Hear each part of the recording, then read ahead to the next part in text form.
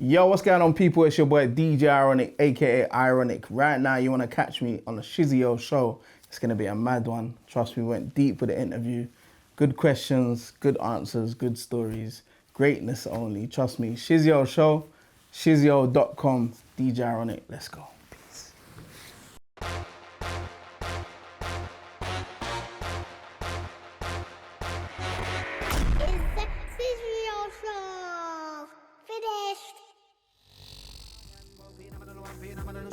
Streetlife is the only life that we know. Ghetto life, down in the ghetto we born and grow.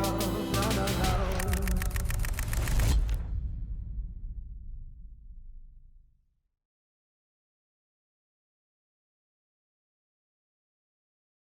Right, we're back. We do not stop. You know what?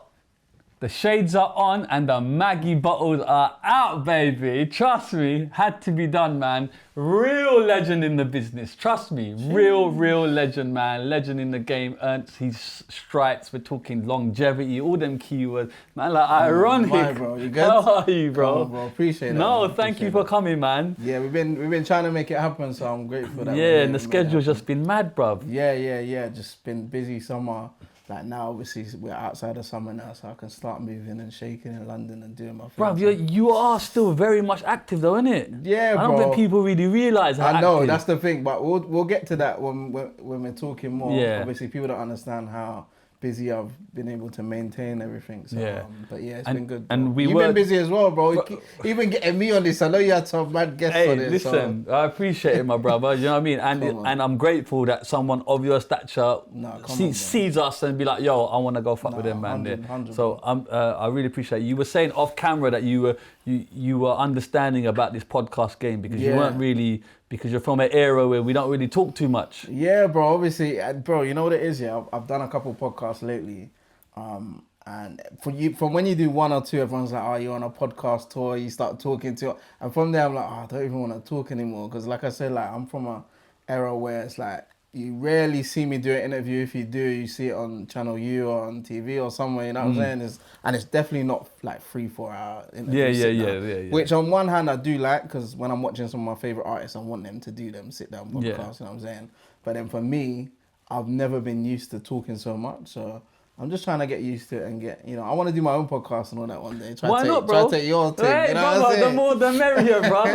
Listen, there's space for everyone, but no, it's great. 100. It's great, and also I think it's great for fans as well because you do have a fan base, and it's lovely because you said that you saw my Creed episode, so obviously it's nice that you can see someone's entire life. Do you know what I mean? And well, one thing I like about what you're doing, bro, is like some of the interviews you've done so far is interviews that I ain't seen of artists, or even maybe like the angle you're going. I haven't seen them talk about this and that. Particularly like Creed, I haven't heard him talk about Duppy and like the Skepta thing. And I know Creed, but I've never heard him talk about that. You know what I'm saying? So for me, it was like very insightful, and I guess that's a testament to what you're doing, because you're bringing it out of artists. And then, like I'm saying, like certain people might not know things about me from the start. They might just know the Stay With Me, the hits and all of that. So I think podcasts are good in that aspect. You know what I'm saying? Yeah, I hear you. All right, well then let's go back from the start, innit? Born and bred where, brother?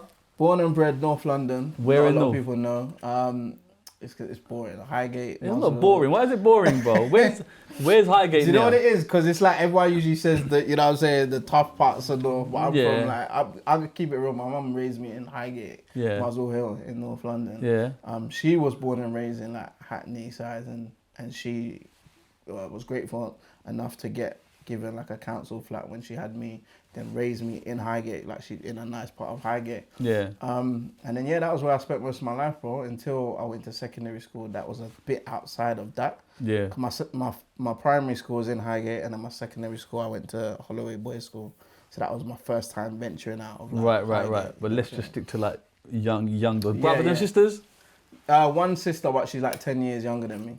Okay, cool. Yeah. And then dad, can we? Don't know dad. Still? Don't know my real dad. Still till this day. I know of him. My mum's always told me about him. Yeah. I've heard things about him, but I don't actually know him. He's actually sent letters in the past, Kudos to him for doing that, trying to reach out. But obviously, as time goes on, I'm more of a grown man now, so I haven't had the chance to like take that kind of part of my life in. You know what I'm saying? So, Is that not something that you could perhaps pursue just to get some questions unanswered? I don't really have questions though, bro. Tomorrow's not promised. You don't have questions? No, I don't really have questions. Really? The main thing is, yeah, I had a stepdad, innit? So he was in my life from when I was about 6. Right. Who is my sister's dad. Right. Yeah. So he kind of raised me my whole life. He, Sure. You know, from being 6, that's all I know. He introduced me to music. He's the reason, alongside my mum, I am who I am today. So I owe a lot to him, which makes me think, why should I go to a man that I don't know? Completely understandable. When I know a lot to him, you know? I'm just saying that whilst he's alive, tomorrow's not promised for anybody. Do you know what I mean? I was at a funeral last week, R.I.P. Newton, 36-year-old young lady. That's what I'm saying is, I'm in that mindset of, you know what I mean? Life's too short. I hear that. No, if I had the questions in my mind, then I would be up for it. But I don't know what at this point in my life I can speak to him about, or I literally don't have no questions. You know, I'm 36 now. Like I said, raised by my stepdad. I've been most of my life an independent man, never depended on anyone. So for me at this point, I don't really have questions. But I will say, which is funny enough actually, I was on Spray's podcast earlier this year. Come on, big up. Shout out Spray, shout out the RTM podcast. Yeah. And someone on my dad's side reached out to me to say, I watched your interview on the RTM podcast. You're actually saying you're from Jamaica, but you're not. That's what he's reached out to say to me. Right. And he said that he's like my dad's cousin or something like that, my real dad's cousin. He said, you're from St. Kitts, a small island in Caribbean, which I was always raised thinking I was from Jamaica. Now I've been on this podcast, I've figured out that I ain't from Jamaica. Okay, so your mum's from Jamaica. My mum's a whole nother side. My mum's from South Africa. Okay. But my dad's side, I thought he was always Jamaican. Right. And I got told he weren't recently. So I'm finding out things as I'm going on, do you know what I'm saying? Right. And maybe that might make me a bit more intrigued as I get older. Yeah. Or like having kids and things Yeah, like that. just as someone older, I don't know, bro. Sometimes you can get answers and all that, No, bro. I hear but that. People I'm not do trying say to, that. obviously, I don't know how you feel. Yeah.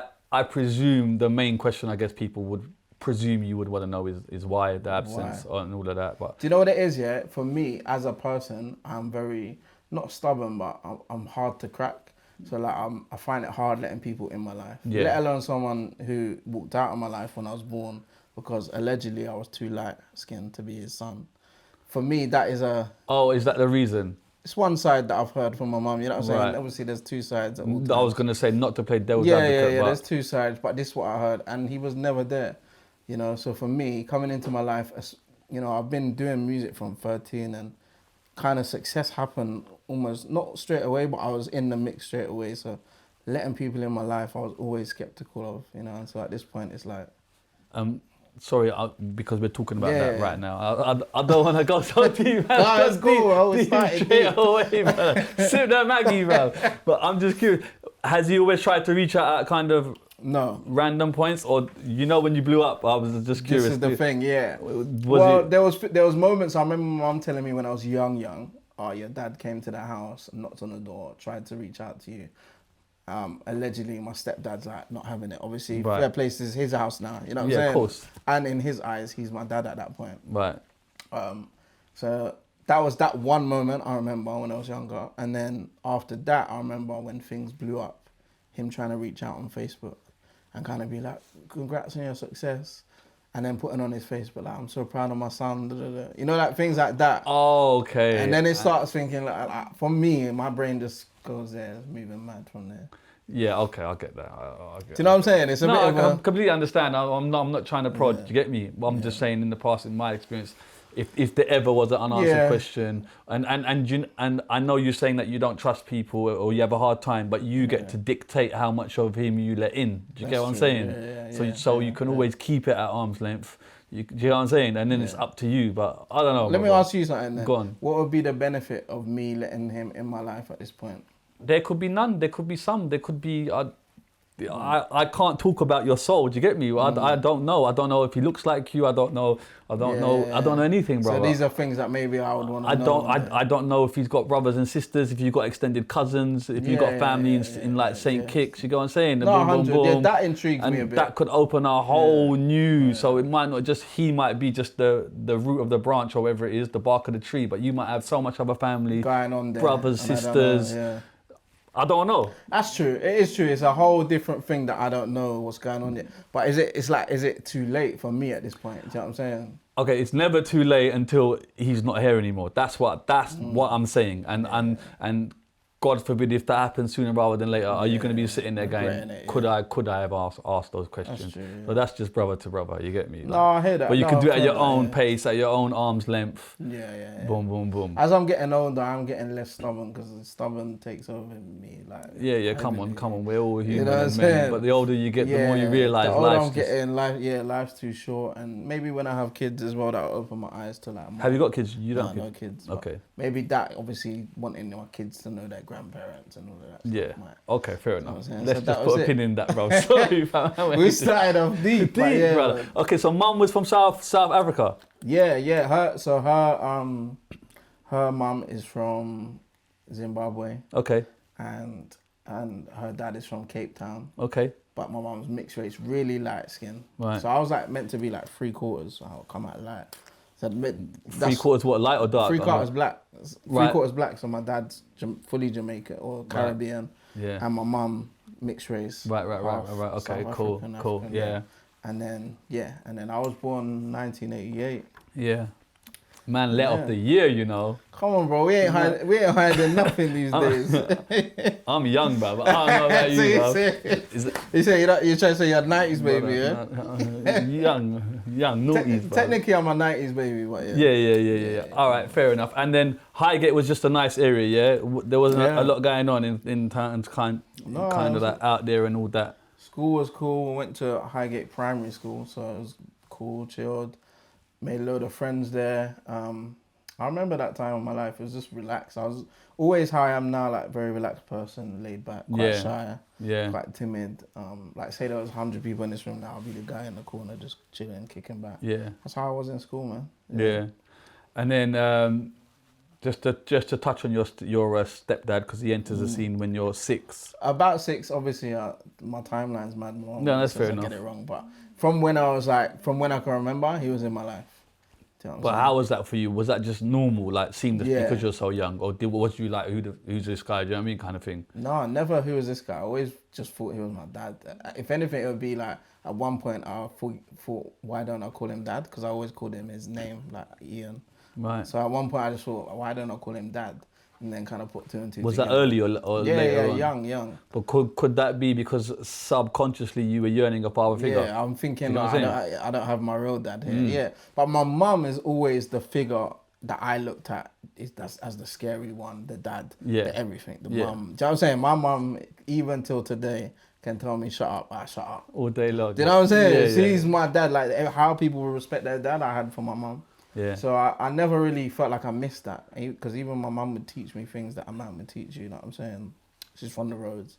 She's grown up around man them. She knows. And she was young when she had me, so she kind of known how to raise me proper. And the background of Ian is what, sorry? Just so we can get this picture. So he's, or like, where's he from? Yeah. I'm trying to paint the picture. Oh, he's like Caribbean, Jamaican, yeah. Okay, fair enough. All right. Yeah. And then your sister arrives when you're what, 10? Yeah, when I was 10. Yeah. And then how was that for you? Is that a happy occasion for you, or is that like who's this? Because like some people they don't like siblings entering the fray. Obviously, and that's a weird age as well. Like, not weird, but it's like later on in life. But I was happy, man. I was like gas, like newborn, and obviously at this point, like Ian, my stepdad, was like fully in our lives. So I was like happy family, innit? We were all happy. Mumsy was happy. Everyone was happy. Are you quite quiet and timid because you didn't have no sisters? No, like brothers and sisters. Yeah, because some people like. Yeah, probably. Maybe, I don't know. Is that like a thing? I don't know. Man, trying to go psychological. Yeah, we're getting deep with this. Where the fuck's going on, bro? Let's move on to the. No, but you're actually making me think. It's good though. This is what you have. This is what podcasts are for. I'm just curious. You know what I mean? Because you got a very chilled manner about you straight away. Very quiet demeanour. And my mum's like the opposite. My mum's very like loud, erratic. Like, But like sometimes when you're at home and you don't have siblings, because there was 4 of us, it was a madness in there. Every day there's someone doing something. So you got confidence. But then I've got a 1 daughter now. You get me? And it's very quiet in the house. Yeah. I was like that growing up. I was in my room all the time. My mum said anyway. Yeah. So I was like, if you came to my house, you wouldn't find me. I'm just in my room, usually on the computer or something. Playing what, brother? What's the games, bruv? Come on, talk to Boy, me. back then, Crash Bandicoot and So, that. man said Crash You know what I'm saying? Bandicoot. Tony PS1. Hawk's and them. Tony thing, Hawk you and know them what I thing, mean? bro. Listen, Street Fighter 2, I'll fuck anyone up, bro. Oh, Street Fighter 2, them thing there, yeah. Come on, early, bro. Man, Man said Crash Bandicoot. That's a bad boy bro, game, though. I'll still not get that. Ridge now. Racer and that. Ridge Racer. Cold. Yeah. That was me, man. That was what I was on at that age, anyway. Like when my sister was born, I was fully involved in like playing games. Yeah, and then in kind of school, are you like studying a lot, or you just like taking it seriously, or you're not really? Not really. I found it hard to like focus on studying, honestly. Yeah. Why? Is that an attention thing, or just? Yeah, I think just I don't find it hard to pay attention to things I'm not interested in. Right. Which is ignorance again. Like, No, you know I what I'm get it, saying? I And, understand it. But now looking back, like obviously I didn't think that was a thing, but looking back, and that is just how I am as a person. I think, like during school, I was a good student, but I just didn't pay attention much. And then high school from kind of Highgate to Holloway. Yeah. I'm presuming there's a bit of a difference. Total difference, bro. That's a total difference. So I'm this waiting how, to say this that. how happened, yeah. So my like obviously completed primary school. My Man mum said completed it, done, bro. you know I what never I'm heard a saying? man say that. You know, completed it, yeah. And my mum's like, all right, cool. We wanna put you in a good school. So she applied for Highgate Woods, Fortismere, which is in Muswell Hill. You know them posh schools around there. So she was trying to apply for me in there. She says that the reason why I didn't get in is because we didn't make it in the area. Or Catchment. Catchment. That's Yeah. it. I think allegedly she applied too late. You know what I'm saying? Oh, I hear that. Bless my mum, obviously. Yeah. She says I say it differently in Yeah. interviews. I remember hearing like you applied too late and all this stuff too. Yeah. So the options were you either go to Holloway Boys School or DNK in like where's that, Tottenham I think, or Hornsey, sorry, Right. or Tottenham School, Tottenham Right. Boys School, whatever. I said, my mum said, you ain't going DNK because at that point, that school was one of the worst in North London. Right. And then Tottenham School was mad as well. And Holloway Boys School was as bad. It But wasn't. she was like, it weren't as bad as the other two. But So less, it was dope. yeah, so she was like, I'm sending you there. But they said, if you're going to go there, you have to wait a year. It's a year wait. So my mum had to teach me from home for a year 7. Oh, swear. Yeah. So I then, didn't do get you start year 7 in school, or do you start year 8? I'm Year curious 8. how that works. Year 8, yeah. I started in Holloway School at year 8. So my mum had to teach me from home for the whole year at that point. That must have been difficult. Is your mum Yeah. working and all that?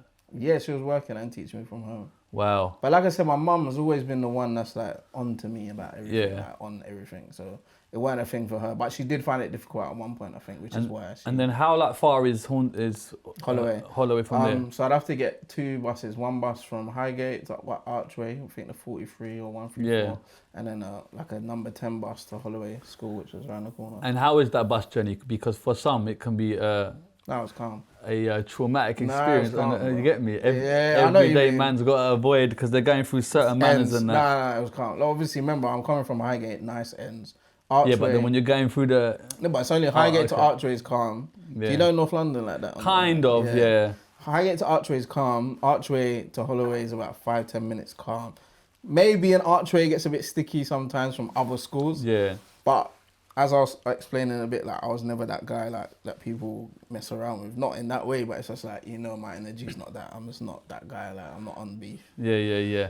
And then, it's mad you say that because the energy is a real thing, you know. 100, People bro. don't, you know what I mean? If you People just- don't even get that. Yeah, if you mind your own business, I presume you weren't upstairs at the back, bruv. No. You get what I'm saying? I mean, if I remember, like, so when I started school, yeah, first of all, so I used to have dreads in it. Right. Like long dreads. My mum cut that as soon as I started secondary school. She was like, fresh start. I don't want people teasing you about your hair. Right. You know, it was them time there where Yeah, people yeah. can make fun of you and that. Cut them off. Brand new hairstyle, mad. So I was thinking, I'm going to get picked on. I'm not confident in this hairstyle. Bro, as soon as I get to my classroom, I see a guy with dreads on. And he's one of the most popular guys in there. Pain. Hey, you know, I'm thinking, mum, I could have kept my dreads. Yeah. Running with this dread thing, And Lil had it- Wayne thing. yeah. You know what I'm saying? And had it patterned. Yeah, but yeah, so that was the start of it. And then, bro, as soon as I got there, everyone embraced me straight away because, like I said, they got the energy. But I was just going to say, because you missed the entire year, that could be quite bad for you because everyone knows each 100, other they're already all integrated. in their little cliques. crews and you've just walked in. Walked in. That sometimes could be But like... remember, like, I'm walking in, young, mixed race, brother, kind of shy, fresh hair trim, got a little side thing going come on. on. You know what I'm saying? Fresh. Little line and that, you get me? And you see me, yeah, I don't want to like blow my own trumpet. No. But like, I'm quiet, but it makes people intrigued. Yeah. Same with like animals, like I won't even go up to animals and they'll be like intrigued why I'm not going up to them. So when I got to school, I'll be like the guy in the corner. But like people be like, oh, like he's got something about him, but we don't really know. Yeah. So I think that made people intrigued, and then once they got to know me, they saw that I'm just into music, like all the cool stuff, like into music, DJing. And they were like, oh, it's the music guy, like we needed that in that class. You know what I'm saying? Then I met some other groups of music people, shout out Scotty J, Arian, and all these other people that I'm friends with today. And they just embraced me straight away, man. And then just talking about this music, so when did it start to creep in then? Probably around then, bro. Like as soon like year 8, so when I was like 13, I started falling in love with DJing. I remember one night, man. DJing? Yeah, that was my first ever thing I ever done. Swear? Yeah. That was the first ever thing I fell in love with. I remember my stepdad Ian brought me to one of his friend's house. And I saw him mixing on some techniques, and I was like, "What's he doing?" 1210s, 1210s, Mark 2s, all the way. Brother, don't gas proper me, things. You know with what I'm the saying? penny on the needle. On don't the needle, piss me Concords. Off, you know what I'm saying? Brother, don't piss me off. But from I saw Belt that, driven. belt driver, mad. But yeah, Yeah. As soon as I saw that, I was like, "Oh, what is he doing? Like, this is what I want to do." And then, fair play to my mum and stepdad. They bought me the decks the next Christmas. Not them exact ones, but I was gonna say 1210s. That's not straight away, but they were my next pair. I got new marks straight away though. Yeah. And then from there I fell in love with it. And then remember at the same time my Ian, who my stepdad is, his family, so his brother is Steve Gordon, who runs Twice as Nice. Oh yeah, okay. So that was already in my ear bubbling, like hearing him talk about Twice as Nice. Twice as Nice is a massive rave, massive. right, in the garage scene, brother. I must have hit one of them, few of them dances. Come on, still, don't show your age dance. though. No. I was young. Allegedly, you get me? In my off-key machine, you dumb, bro. But anyway, Twice as Nice was like the party to go to. Do you know what I mean? Yeah. Like that's amazing. So was it garage music that you're mixing then? At that point, yeah. So the first ever record I got would have been Craig David, Artful Dodger, Rewind. Yeah. Them times. So I was I weren't early in garage, but I was on that. It was early as soon as enough, it got though. commercial, Yeah. And I remember just my mum talking about all these Spoony, Master Steps, Iron Nappa season, the Twice as Nice, the La Costa Nostra, the Sidewinders, all of that. I remember hearing about when I was just young. So I was thinking, I was intrigued from then. And you're actually mixing these Yeah. tracks. I'm trying, at home. I got the decks at that point. I'm practicing all the time. And Age what? What's this? 13. Mad, yeah. And then I'm going to school. I'm telling all my friends I got decks at home. I'm a DJ. They're gas because obviously they're like, oh, sick, garage, play music. Yeah. And we're into all of that at that time, Heartless crew. And then even when I found out, at one point my teachers told us that Bushkin and Fonty went to Holloway Boys School as well. They went to my school. Did they? Yeah. Come so on. hearing that was like a big trigger for me. I was like, oh man, like if they can do something, then I can do this DJ thing. You know Big them up. I speak to Mighty quite often, like Icons, absolute bro. fucking Absolute legends. legends. And then those legends as well, to be local legends as well. Local, That must bro. have been inspiring, bro. Bro, 100, like even just hearing that, like I was saying, like for me, I don't think people realise just how big Heartless crew were. They're probably the most famous yeah, up until now, bro. If thing in London. But I'm saying at the time, bro, yeah, it's unbelievable, yeah. bro. I don't think Yeah. people realise. They might not have had the chart success, but just on the the road, impact, game over, bro. culture, they The had tapes alone, bro, they were like gold dust, bro. Yeah, 100. So it's nice to have them like know that these guys are local, so I could really do this. You know what I mean? Yeah, bro. As soon as I heard that, I was like, wow, like, I don't know, there's something in you, innit, when you hear that someone goes to the same school as you. Of course. Or went to the same school as you, or like they made it out from there. I guess Because same it way becomes people, more real, doesn't it? Yeah, It becomes bro. more real, innit? Like, I guess the same way how like people look at like Sench now or whoever now as inspiration. It's like that's how I was looking at the Heartless crew. It's like, And you got to understand, we come from an era where the Americans used to have all of the limelight. Do you get me? That British would have nothing, bro. We didn't, but that was our limelight. But that's what I mean. But that's the first type of wave that Limelight, really came in, bro. yeah, Apart from that, Americans had it all, bro. Yeah, So yeah. when the British started to make their own stuff and the Heartless, the Creeds. That was all we knew as success. That was it. Like seeing Bushkin and Mighty and Fonty on stage at Sidewinder, that was the pinnacle. Yeah. Or on radio and One Extra. So are you going to these raves as well at a young age? No, not at 13. Mum Okay. would have never let me. Yeah. I wasn't even drinking. I wasn't doing nothing. You know what I'm saying? Yeah. I was just good boy, focused. But I was going to my lessons always, writing down things but not taking it in. Not really taking it in. So when you leave school, do you leave with any grades or? Yeah, I ended up leaving. Did you with complete grades. school, fam?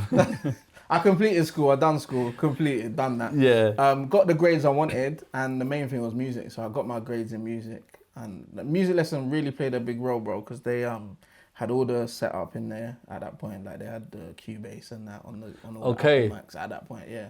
So I was really like locking into like getting into production, like messing around at that time. Yeah, but this is digital production. Digital, isn't it? yeah, all on there.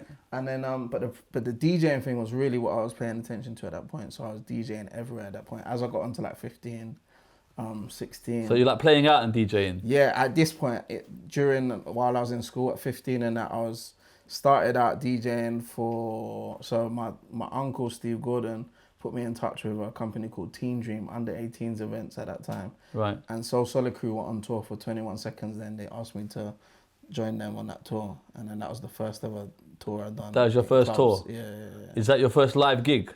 Ever in life. So what, with So Solid? That's a bit of a head start, innit, bro? Bro, madness. Like I'm seeing these, remember, like I said, like the Heartless crew for me were like icons, and then seeing So Solid Crew in this mainstream space. They blew it up where, you know what I'm saying, the commercial people are now I've never listening. seen it before, bro, on that level. And then seeing them in the clubs, packed out clubs, bro. Like Destiny's, Amadeus and Rochester. Amadeus, Rochester, you know what I'm saying? Destiny's, Watford. Destiny's, Watford. I'm saying these clubs, like, people should know. If you know, you know. Yeah. At this point, I'm seeing them ramp, and I'm behind the decks. And you're what, 15 or something? 15. And you're warming up for them? Warming up, yeah.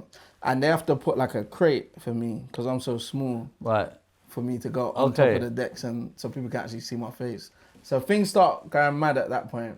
But let me just go back to that first gig, bro. How was it for you? Are you like not like nervous as hell, bro? Or are you like, I've got this? Because sometimes you're too young to even take in that what's really going on. Yeah, no, I was nervous. I said, no, I was nervous, bro. Yeah. Remember, I weren't drinking or nothing at that point as well. So like, eventually at a point, drink came into my life and kind of let me forget about nerves, yeah? Right. When I got older. But at this point, super sober, no drinks, no nothing, going out clean. And you're warming up for them? Warming up for So Solid Crew, bro. That's mental, bro. Yeah, it's mad. That's mental. But and the name, is the name there now? Is it? Yeah, Ironik's there. DJ Ironik. Yeah. So how has that come about? I can't really. All my friends, honestly, in school had like mad names like Breakout, because he could break dance, and like, you know, like everyone had a name. I never had a name because I couldn't really do nothing about music. Yeah. So me and my mum just looked through the dictionary one day, picked out Ironik, changed the C to a K. Swear down, literally random word. Yeah. It don't mean nothing. Like, But my mum says it was ironic that I could mix that good at that young age, but that don't even make sense to me. But yeah. Yeah, okay, fair enough. You know what I'm saying? Yeah, I hear that. But yeah, that was it, Mumsy, bro. You get me? Come on. For trying to reach. And she just put the K on there, boom. Put the K on the end, and then we started it since I was like 14, bro. Madness. So you open for So Solid, and you're on tour with them. On tour with them. What type of things are you seeing? I'm seeing.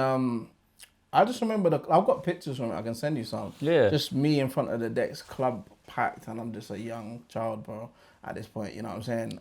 Meeting Neutrino, for me, like seeing them was like, they look like, you know, like superstars, superheroes to me, bro. Yeah. Neutrino with his blonde hair and they had some dirty chains as well. Yeah, bro. The chains, Mega Man with a hat. Dirty chains, bro. For me, I was like, I think they were the first to have ice. Like when I used to see them in Nappa and shit, bro. The bling on the chain. Proper stuff, innit? Yeah, bro. Yeah, okay, so Mega Man, all of them, bro. Seeing all of them, like, so for me, that was like the first thing I got to see. And that was, so that was the first tour I went on at 15. And then things were bubbling, so I was doing like little under 18 events in North London. One was called Serious in my school, actually. Is this all through your uncle? No, just the So Solid Crew tours. Then there's like other things I got going on. So I've got a radio show as well on Freak FM at the time. Okay, how did you get that then? Probably, I can't remember, my dad or stepdad patterned it all out, probably through my uncle. Okay. So I was on before. So your family links are strong here, they're helping you? Yeah. But they, you know, they definitely helped me out at the start, 100%. Yeah, you got to say that. Yeah. So I was going on before Reggie Yates. He used to be a DJ. Yeah, okay. On Freak FM. I don't know if people know this. Okay, I didn't know that. Yeah, so I was on before. What happened to Reggie Yates? Oh, go on. I mean, he's a big presenter now, isn't he? Yeah. But he was proper big at one point, like BBC mainstream, yeah, he was doing his thing, man. Yeah. But he started out there, so I was on before him on Freak FM every Sunday or whatever it was. Yeah. So that was where I kind of, my name is bubbling, under 18. So people know this young DJ is doing his thing. Master Steps is taking me under his wing as well. I'm seeing him everywhere. I'm doing events here and there. I remember I done one event in North London. What's the club called in Finsbury Park? I forgot what it's called. Don't know, bro. But I just know Eros food, bro. In Enfield, yeah. Come on. I never got to play there, but yeah. But I invited, at this point I'm bubbling, so I invited Dizzee to this event. And this was in the stock that started at Get That What Days. Okay, so how did you know Djing Rascal then? I was getting dubs from people, so I knew more Fire Crew. I'm getting dub plates from them. But when you say you know them, this is not like message man on Instagram, bro. I need that dub. no. Do you get what I mean? Yeah, so like connections have to be made. All right, so my name is bubbling, as in like everyone's talking about this young DJ that's going everywhere. I've been to Iron Up at this point just to go out there and make some. Okay, clicks. who's like taking you towards my mum and my stepdad? Stepdad mostly. They got you. Yeah, he's taking me he's like every show, holding me. Yeah, looking after you. And he knows most of these lots. Man them around because he knows he's streets as well. Knows these so things. he's knowing like if he knows Dizzee's man them, he's like hitting them. Yo. Okay, so he's kind of managing you then. Bro, 100. Okay. I remember one point we went and met gigs for a dub plate. I got a Talking the Hardest dub plate when I was that young, bro. Yeah. Yeah, bro. And that's like the national anthem, fam. And I lost that dub plate. No I had way. it on CD. Yeah. Shout out gigs, bro. I need a new thing. You lost it. Oh my days. But yeah, so at that point we was going everywhere. I had a dub plate for More Fire Crew. We know who Dizzee is, but you remember Dizzee and that are in East, so we're not really that connected. But this event that's going on in North London was a big event. So when I've hit up Dizzee's people, say, yo, can we get Dizzee down there? They're like, yeah, we'll try to get him down. Dizzee turns up. Bro, the place erupts, bro. It's in like some small venue underground in Finsbury Park. Stop that, get that what? And I'm in the decks, in the booth, little me, 15, 16, thinking, this is mad, bro. Yeah. You know what I'm saying? So that was where everything just started for me, and I was in love with all of that, garage into the grime. And this is that transitional period of all of that, garage going that into was grime. That, yeah. And you're right smack bang in the middle of it. In the middle, yeah. So then I'm going to like Music House. I don't know if you know about Music House. No, it's a record shop. It's a where you cut dubs. So I was going there cutting dub plates. When I would go there, I'd see Wiley in there. Wiley's just in there cutting his dubs. You know what I'm saying? Everyone's, you don't know who you're going to see in there. So I'm meeting people and my dad's introducing me. Like, this is Ironik, young kid. Ask Wiley now. Up till today, he'll remember them times. You know what I'm saying? Being introduced to me. And I'm meeting everyone, Bizzle. And so you're there at the very start? I am, bro, yeah, but I'm a fan of it though at that time. I'm not actually in it yet. Can I ask you a question? Because George the Poet was here and we had a little discussion. We still don't have the answer. He says Oi was before what do you call it? And I said no. What do you call it? Wiley was before Oi. And he said no. I can't lie, I feel like Oi might have been before. But how, bro? Because Oi was like a grime tune then, wasn't it? No, but it was kind of garage times. See, I can't lie, because when we got into it, I was like, no. He's like, I'm telling you, Oi was first. Who's the producer for it? Platinum 45. Platinum 45. I feel like they made another rhythm with Dizzee and More Fire Crew that was before what do you call it? Because in my mind, I thought Oi was it is a bit grime though, isn't it? No, of course it is. Now it is, but I think then. So then, how can what do you call it come after that? Because that was meant to be the birth of fucking grime. I know what you're saying. Now listening to it, but I think. Going back on the timeline, you'd have to ask someone who was really in it. Because I was just a fan of it like everyone else at that point. I'm just curious. So you know your sets, are they changing them from garage to grime? Because the tempo is different. Yeah, kind of. Not really changing, but I'm playing still garage, but I'm playing like Pulse X, Oi. I'm playing DJ Narrows. I don't know if you know these rhythms. DJ Targets tunes. Like, I'm playing them without grime, but garagey. Yeah. They can fit in both worlds. At that point, it's like, I guess Creed might have spoke about it when it was the crossover of like tunes like sounding their new sound, but it still can run with garage. It's very important that we highlight the fact that you were there from the start, bro. 100. Do you get what I'm saying? Because I didn't even know that, really, if I'm honest. I thought you come after. Do you but that's the thing. I was there, but I weren't there because I'm there spectating, innit? Because I'm so young. But you are there, though. But I'm there, I'm on radio, I'm playing, but I'm no one at that point. Yeah. Realistically. Yeah. Like, I doubt Dizzee will remember coming to that show that I'm talking about. Up till today, me and Dizzee are cool, you know what I'm saying? But that's maybe after the commercial success. Yeah. I don't know if he remembers that. But then there's been moments where I bought Crazy Titch on radio. After I went to Freak, I went to Extreme FM in North London. Yeah. And I bought Crazy Titch on. But Titch remembers that. I spoke to him recently. He's like, are you the same Ironik I came on the show with? Okay. And he was a little kid. Yeah. I was like, yeah, bro. But with all due respect, he's got time to think, bro. I'm not in a rude way, bro. I hear that though. You get me? Yeah. So obviously you're meeting all of these characters. So you are at the start because Grime's being born. Yeah. All of these artists, they haven't got their names yet. And they know you, right?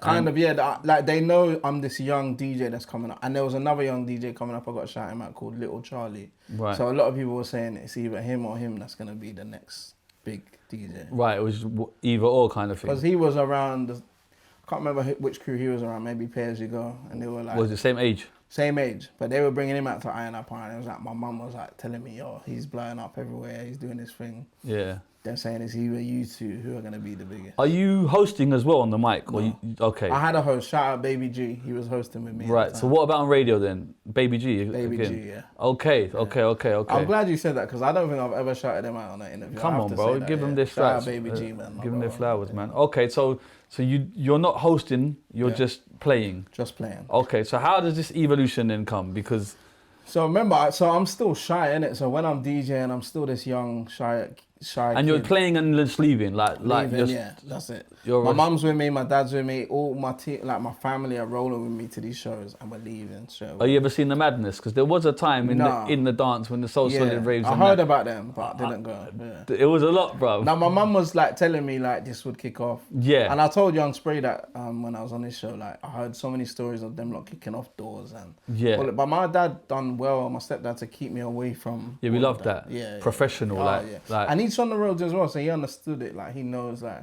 he would make sure to tell people, yo, keep the thing away from him. We're focused on what he's doing. You know what I'm saying? Well, we love that. So then, okay, DJing, earning the stripes, earning the name. Okay, what happens next then?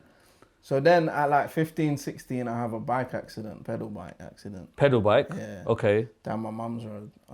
Can't leave the house for about 3-4 weeks in hospital. Is it a big accident? Yeah, bash up my face. How you do Chip that, my brother? teeth. We trying to do wheelies and shit. No, basically I was riding down the hill, looked back, looked forward, walls in face, man. Done. Done, yeah. Okay. Mash up my teeth, lips going through my teeth, all that. So I was in hospital, couldn't go to school for about 3 weeks. One day my mum comes home from work and she's got a magazine with a game on it called Music 2000, Right. where you can produce on your PlayStation. Okay. And she's like, oh, I want you to try this out, try It's like a producing. demo thing. Like Yeah, it's a demo, try and make music. And it's the first experience I ever had of making music. Okay. All I've ever known is DJ, and I never even thought about producing. Right. And I messed around with it. I was into grime at this point, listening to Rough Squad and that on Deja Vu, everyone. Yeah. Rapids production. I just started making beats, and the first beat I made was called Irony.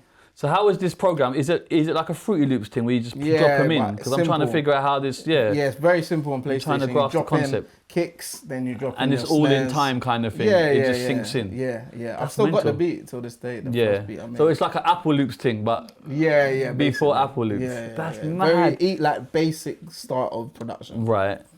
And that was the first ever like experience I ever had of that. And then the first beat I made was called Irony. My dad was so gassed. Like my mum, I was taking it to Music House where I used to cut the dubs. We're showing Master Steps and that. We showed Master Steps. He played it on Choice FM that week.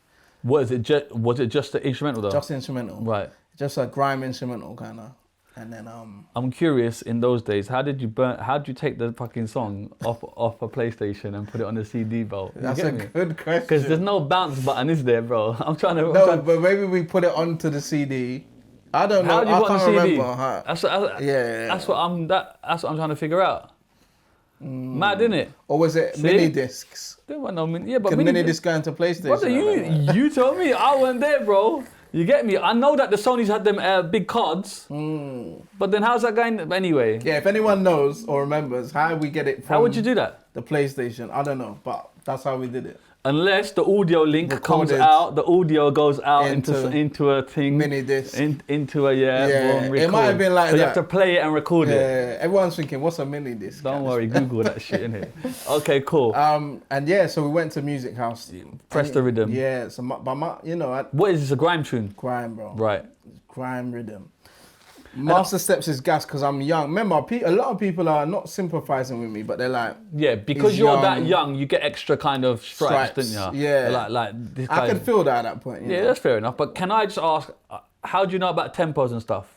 Just as a DJ, like you're learning. Yeah, Do you know what I'm DJ saying? helped Like a lot, kind of like BPMs and stuff. DJing helped a lot. Okay, good. Yeah, just and then that's So you make that rhythm. Made that rhythm, then Master Steps plays it on Choice FM 1 week, and I'm like, gas. I'm like, oh my days. Yeah, that's major gassage, bro. Major, to bro. be on radio. Yeah, bro. And I'm like, I'm thinking, and Master Steps massive at this point. 96.9. Yeah, bro. 107 point something. Yeah, 107.1 or something. Yeah, come on. So I'm gassing, and I go back to the drum board, producing, and just practice on my craft from like 15, 16. And then I just started producing, bro, and people started hearing about my production around North London in grime.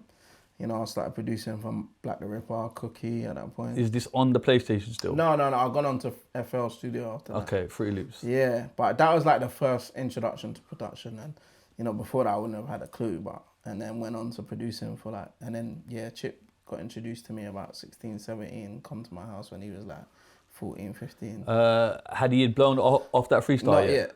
Which okay. one? The Wiley, the Westwood one. So okay. he's still working on his mixtapes and all that. Right, so Chipmunk's got a name around the area. In North, yeah. Right. But he goes to school with one of my good friends called Jerome. Right. At that time, Jerome lived below me. And Jerome's like, yo, you need to hear this guy from Highgate Woods. And he's also young as well, right? Young, yeah. Chip is like 3 years or 4 years younger than Yeah, but me. at that time, how old is he? 14, 15? Yeah, about 15. And he's spitting like cold. Yeah, Peter Pan. And That's it, Peter Pan. I don't even know them, but who are you? Do you know what I'm saying? Like, he was going mad. Yeah. So they showed me his demo. I'm like, oh, he's cold. At this point, my name's buzzing as a producer in North.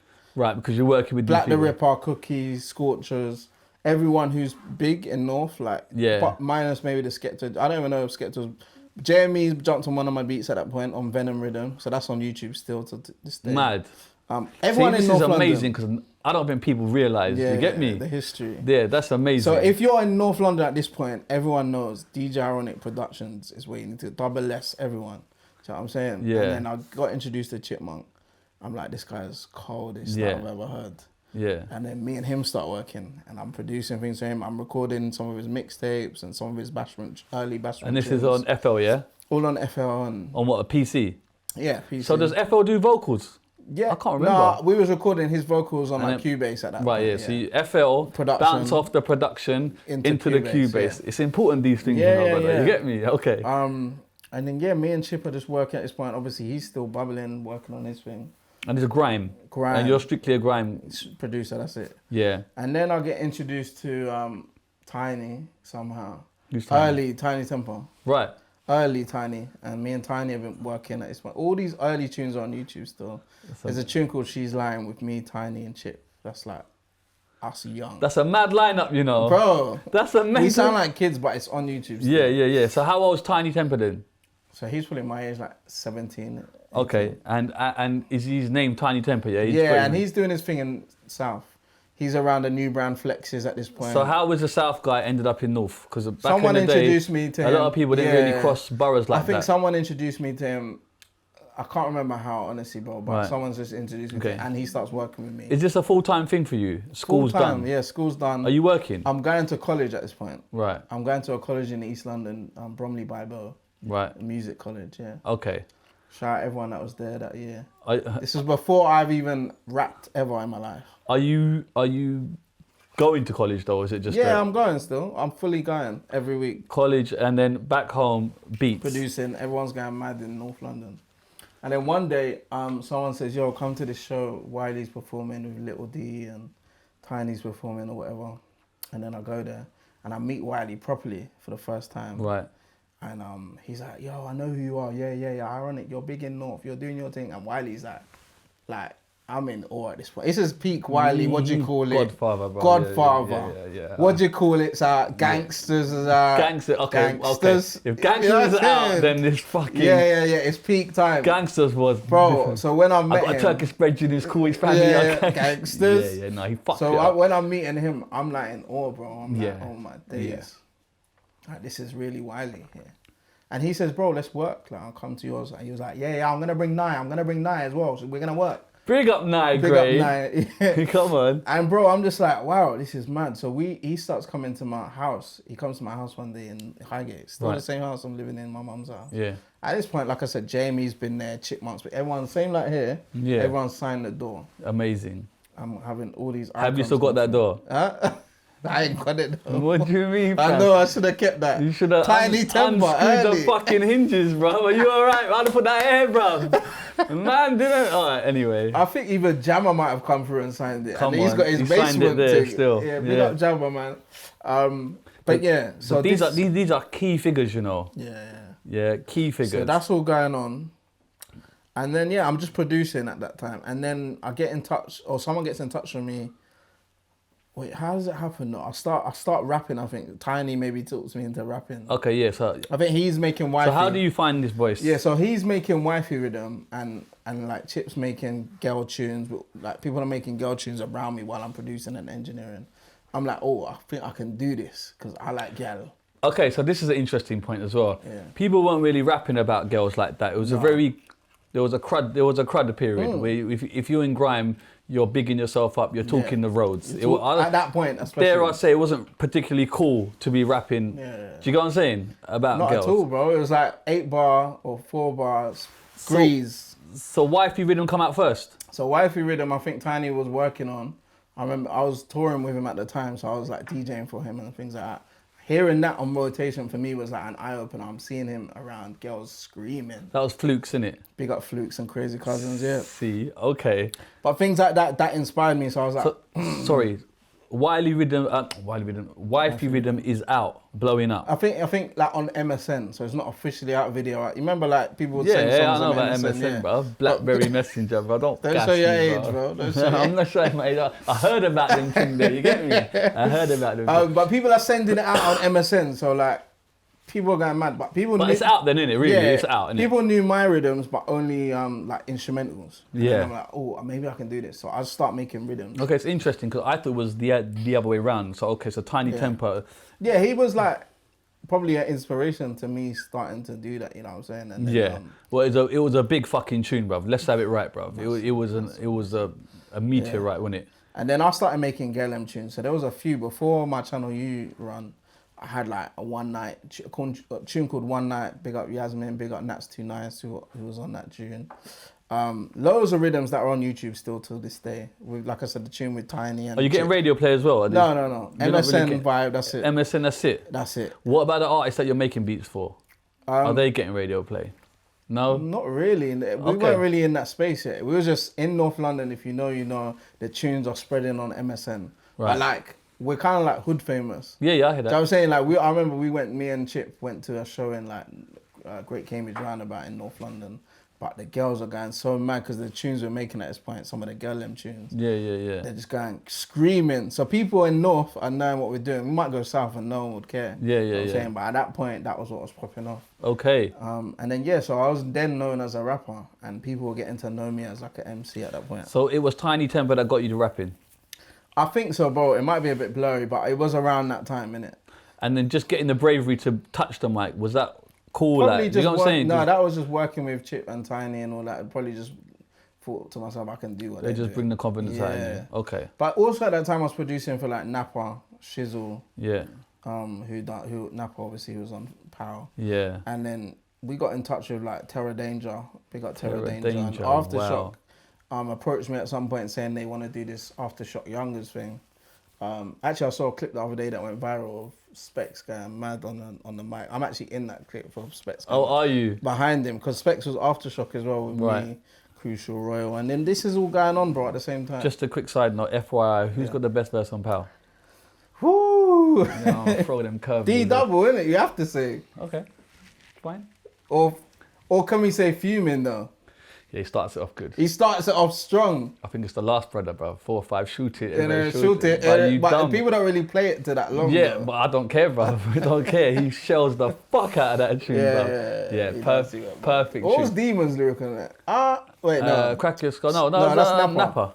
Demon's one was, brother. you don't want to bring arms Oh, yeah, come on, bro. Come Classic. on. Classic. Bro. Classic. Absolute fucking classic. But all this bro. is going on, so even that moment is like when my thing's going on, but it's not like as big as Power. Yeah, Like, yeah, Power's yeah. just, them men are like That's why I always say them Like are you're them looking up to OGs them, still. you're looking up to them, like because they're 100%. older, but the same way it's happening in real time. Time, And yeah. it's all achievable. It's like rah, Yeah. like this is happening around me. Yeah, but it's not like Americans or something. Yeah, that I can, but at that point, like East London are so important to what's going on. Yeah. What we've got in North, really, in the spectrum of things, ain't really massive. yeah, I think with you know what I mean? Stratford Rex, All of that young man Palace standing, Pavilion was yeah. a bit of So yeah. we're not really involved in it, but what we've got going on in North is important as well. But yeah, but you got your own thing. Yeah, yeah. Fair enough. All right, cool. So you meet up with Terra Danjah. You're working with all of these people. Yeah. You're getting confidence. Still going to college. Yeah. And then talk to me. Go on. And then I made a song called So Nice Right. one day.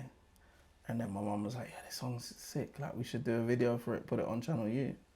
I'm like, all right, cool. I love Channel U. But So I don't Channel think... U's out at this moment. Yeah. That's one of the main outlets for this grime UK music, right? Yeah. Okay, what songs are popping off on Channel U? That wire's just... Maybe like Darren B, Darren B, Stand By or whatever it's called. Right. What other tunes? Agro Santos, Free Yard. Free Yard, aggro, you are taking I think even N-Dubs, I Swear, was going off Was at it that out? time. Yeah. That was a massive tune, Yeah, bro. just before, yeah. Okay, fair enough. So that's all ringing off. And like, you can see, similar to what I said when I was in school, you can see something happening in it. When I can see Bushkin and Heartless crew made it out from there, I can see people on TV now. Yeah. His wifey read them out, the video there. Just. Okay, so but then that's good because it's someone you personally know. No, on TV. Is doing it. Yeah. Yeah, okay, You know what cool. I'm saying? So at that point, I'm like, okay, let's do the video. Let's try and see what can happen. Right, so the first video, So nice, your yeah. mum helps you out with the... Yeah, like, we put it up on MySpace. We need directors. Come on, MySpace. Yo! By the way, my MySpace at that point is ringing off. Yeah, It's ringing off? Ringing off. What, bare followers? Yeah. Bare followers. Girl, am I going mad? Because Yeah. mixed race, young, sweet boy thing, hat, shades. I ain't mad at it. You get me? You know what I'm saying? So that is ringing off, and big up Jamie. His page is ringing off as well, and Tiny's. You know what I'm saying? So And you're all on the top friends list. top And friend, the top 8, friends. Yeah. Everything's like nice. Yeah. And then we do this video. We send it. We get these directors from MySpace. They charge us like £100, bro, which is like that Hella cheap, you know. calm, bro. Yeah. Yeah. And you know they're up and coming directors, so they're like, we'll do it for this price. Yeah. This is the idea. We're gonna film it in some fields. Then I say, oh, my nan's got a big house in Chelmsford. Let's film a bit in there. We got the girl from MySpace as well, Shout out Zara. Recruitment. Trust me, but everything was going in. And then yeah, we done the video, shot the video on a day. Is this a slow tune? Yes, yeah, a bit Gellem thing. Right. Yeah. And then Rude Kid produced that actually. Shout out Rude Did Kid. he? Come on, Yeah, Rude. Shout out Rude Kid. Early, man. And then Bro, you're really with these prominent figures early, you know. It's mental, bro. a lot of people know, like, obviously now people give me my flowers. But it's really nice to see how everyone that you've even spoken of has Yeah. gone on to do their own journey. Amazing things, yeah. Do you know what I mean? 100, bro. That's amazing. And I always shout them out as well. Like, I have to shout. all Yeah, the I people speak that to paid Ruz for it. often. Really nice guy, man. Yeah, but that's my Yeah, I'm bro. trying to get him down there still. Have I'll to. work His it out. story is important, man. Yeah, very important. Right, go on. So So- you bring the song out. We bring the song out, and then It goes on Channel U. It goes on Channel U. They charge me like £50 to put it on. Shout out Kat, shout out Darren, rest in peace. So who handles this? You or My does mum, your mum's mum's dealing with handling? everything at this point. She's like, I'm gonna bring it to them, send it off to them in the post, pay the fee, whatever. VHS. Yeah, Digibeater. VHS, put it in. Don't piss me off, cuz. So that's The all. man don't know what Digibeater is. Looking at us like, yeah, brother. Yeah, go on. So my mum's patterning Going to everything. Stanley Productions and getting the thing. You get me? Anyway. This is when Ace and Viz got that show on Channel U and all that. Remember them Yeah. shows and that? Yeah. So that's all ringing off, and then my mum sends it off to them, and then like 2 weeks after that, I see the song on TV, and like people are requesting it, and I'm like, oh my days, like I'm actually on TV. Yeah. How was that feeling for you? Mental, bro. Because at this point, remember, I think Wifey's ringing off, but not mad at this point. It is, but it's like, you know what I'm saying? Right. So all the people around me are big MCs, but they haven't really gone to that next commercial level. So I'm thinking, oh, this TV thing is going mad. Like, I could Bro, that actually- was the only outlet for UK music. At And that let me point, tell you, the yeah. entire fucking country is watching that channel, bro. It's as simple Remember, as that, bro, these are people like, I was getting bookings after that. People in like Leicester and Yeah. Manchester, and these are places I've never even been to. Right. Off that Off song. that song, bro. So like, you know, like the fan base is going mad. I'm going to college at this point still. People are clocking, this is the guy Right. who's going to our college on TV. Girls are going mad. Right. Everyone's wanting to, like, I'm actually getting too known in college because people are starting to talk to me. How old are you? What, 17 here? About 18, 19 Right, at right, that right. point. So I had to leave college because it started getting a bit too mad for me. Was it a lot of pressure as well, just being that known?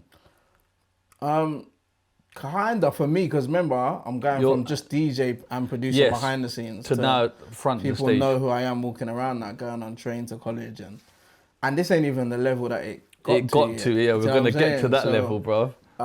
At this point, yeah, man, I'm just thinking, wow, like we've really gone and done a madness here with this song, and it ended up being like #1 on Channel U for like 15 weeks or something. And then talking about the Gallem, how is it balancing that, bruv? Because do you get what I'm saying? Yeah, I think at that point I'm still getting used to it because I'm still young. I'm not drinking as well. I remember I keep making a point of this because I think that changes a lot when you start drinking. You make worse decisions and things like that. You know what I'm saying? So I'm still focused on the music, bro. I'm like, all right, cool, we've done this. I got the bass, but I need to figure out what do I do next. I think I could be wrong. I think it's great that your mum's your manager because your mum, you don't dare to her words final, innit? 100, you get me? Yeah. So whereas you can't really maybe go off the rails because mum is your manager. Yeah. So you can't even go, nah, mum, I ain't going street, I'm linking so and so. She said, what? At that point, take your ass on that Fruity Loops. At that point, 100%, until I got to a point where it was like my mum felt like I think she couldn't even control. Okay, tell me but we'll get there in a minute. But at that point, yeah, it's like my mum's still focused. So you're a Channel U star, basically. Channel U Which star is pretty much UK street famous. Yeah, Tinie's going off now as well, wifey. Tinie's going off I same time. swear, and Dubs, all of that is Right. This is like peak UK music. UK, like, Channel U, this do is brand like, flex. This is probably the time where, like, for the first time ever, people are not looking at Americans as much. Yeah, Mad, 100. Yeah, mad. Pound Sterling, Devlin, London City. London City, You know what I'm saying? bro, Everything's scared off at that time. Bro, what a time to be alive, cuz you're gassing me, bro. I'm telling you, bro. But bro, this is like people so up true. till today approach you about that Channel U era. You know What what I'm an saying? era, like, Impact bro. was mad. So. Yeah, man. Come on. So- Kano, is Kano out these yeah, times? Kano was already out. Home Sweet Home had already been released. And that. But And then Dizzy's out then. Dizzee already been out. Remember, these men came out before me. But, Yeah. But what it was when they came out, it was just them on their solos. Yeah. When I came out, you felt like a force of UK artists. Yeah, there was more Like you of were saying, you. there's the Channel U era, or the Titch is starting to come out. Yeah, You know what I'm saying? Is he out at this point? I think he's starting to like do things on Channel U, like the Star in the Hood tunes and all of that. But he ain't done the commercial yet. Right, okay, cool. No one's done the commercial. Right, thing so yet. you do the first song, Yeah, get stay that, with- that's so nice, yeah. that notoriety, and then what? And then that song's mad, so everyone's waiting for the next song. So I put out a couple little songs in between. The guy's crazy on MSN. Oh, just audios? Yeah, just audios, no video. And then I do this next song called Stay With Me. Okay. And then we get the same directors again. We're like, oh, we need to do another video for this. So you make the song. Yeah, shout out Alex Sparks, he sent me the sample. Okay, there. Where is that sample from? A Westlife song called, I can't remember. Oh, it's a Westlife tune. I didn't Yeah, even know shout out that. Westlife, Man, man. pitch that thing up good and proper. We took it from one of their songs that ain't even known, innit? And only like a... So does this guy just send you that one snippet, or does he He just... sends me, the or the full whole sample, full sample, and he's Right. like, yo, I think you can do something sick on this. Same way Rude Kid did with the So Nice, because that was a Destiny's Child sample. As well. Right. So people are knowing I'm a sample guy at this point. So people are sending me tunes with samples. Right. Similar to like Kanye and all that. So Stay With Me comes... So Stay With Me, we do the video. The director's like, you should do this in a graveyard, whatever. We do this video in a graveyard. Yeah, I mean, do you have an input there about the video at this point, or are you just so young right now? I'm still young, but I'm also like, they done such a good job on So Nice and it done so well. I was like, do what you want to do, however you think fits the song, you know? So we done the video in the give you that graveyard. red coat blood. No, not even that video yet.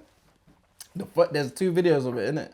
Oh, is that okay? Yeah, so the first video is in a graveyard, and then there's a bit in a park near where my mum lives. So we shot that. Yeah. That we sent to Channel U. This time Channel U like, you don't need to pay because your video done mad the first time. Right. You got this. Yeah. So they let me send them this new video, Stay With Me. Starts going mad, bro, on Channel U. Stay Yeah. With Me. Atlantic Records contact us saying, yo, we want to sign this record. Can you take it off Channel U? We want to film a whole new video. Okay, hold on. Okay, cool. I didn't know that. Amazing. Yeah, there's two I videos. love doing shows like this. I learn as well in real time.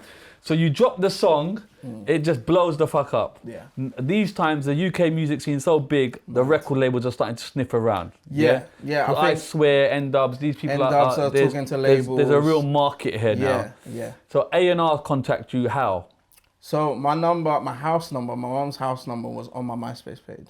So anyone that... That's mad in itself. Bro, Atlantic Records calls my mom's house number. Are you not getting girls just ringing up the house? Do you know what? That's mad. We didn't even get... You put the house number I on your... know, but we didn't...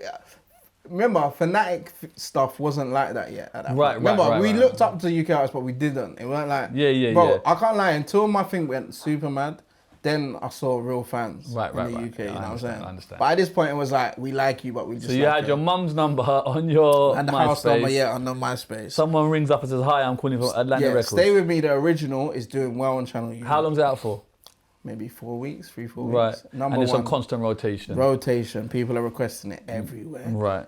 Atlantic Records calls my mum's house and they're like, can we get in contact with someone from Ironik's team? We want to have a meeting. How old are you these times? 19. Right. We want to sign him and the record. Yeah. Can we have a meeting next week? My mum puts foot down the phone. She calls me frantically.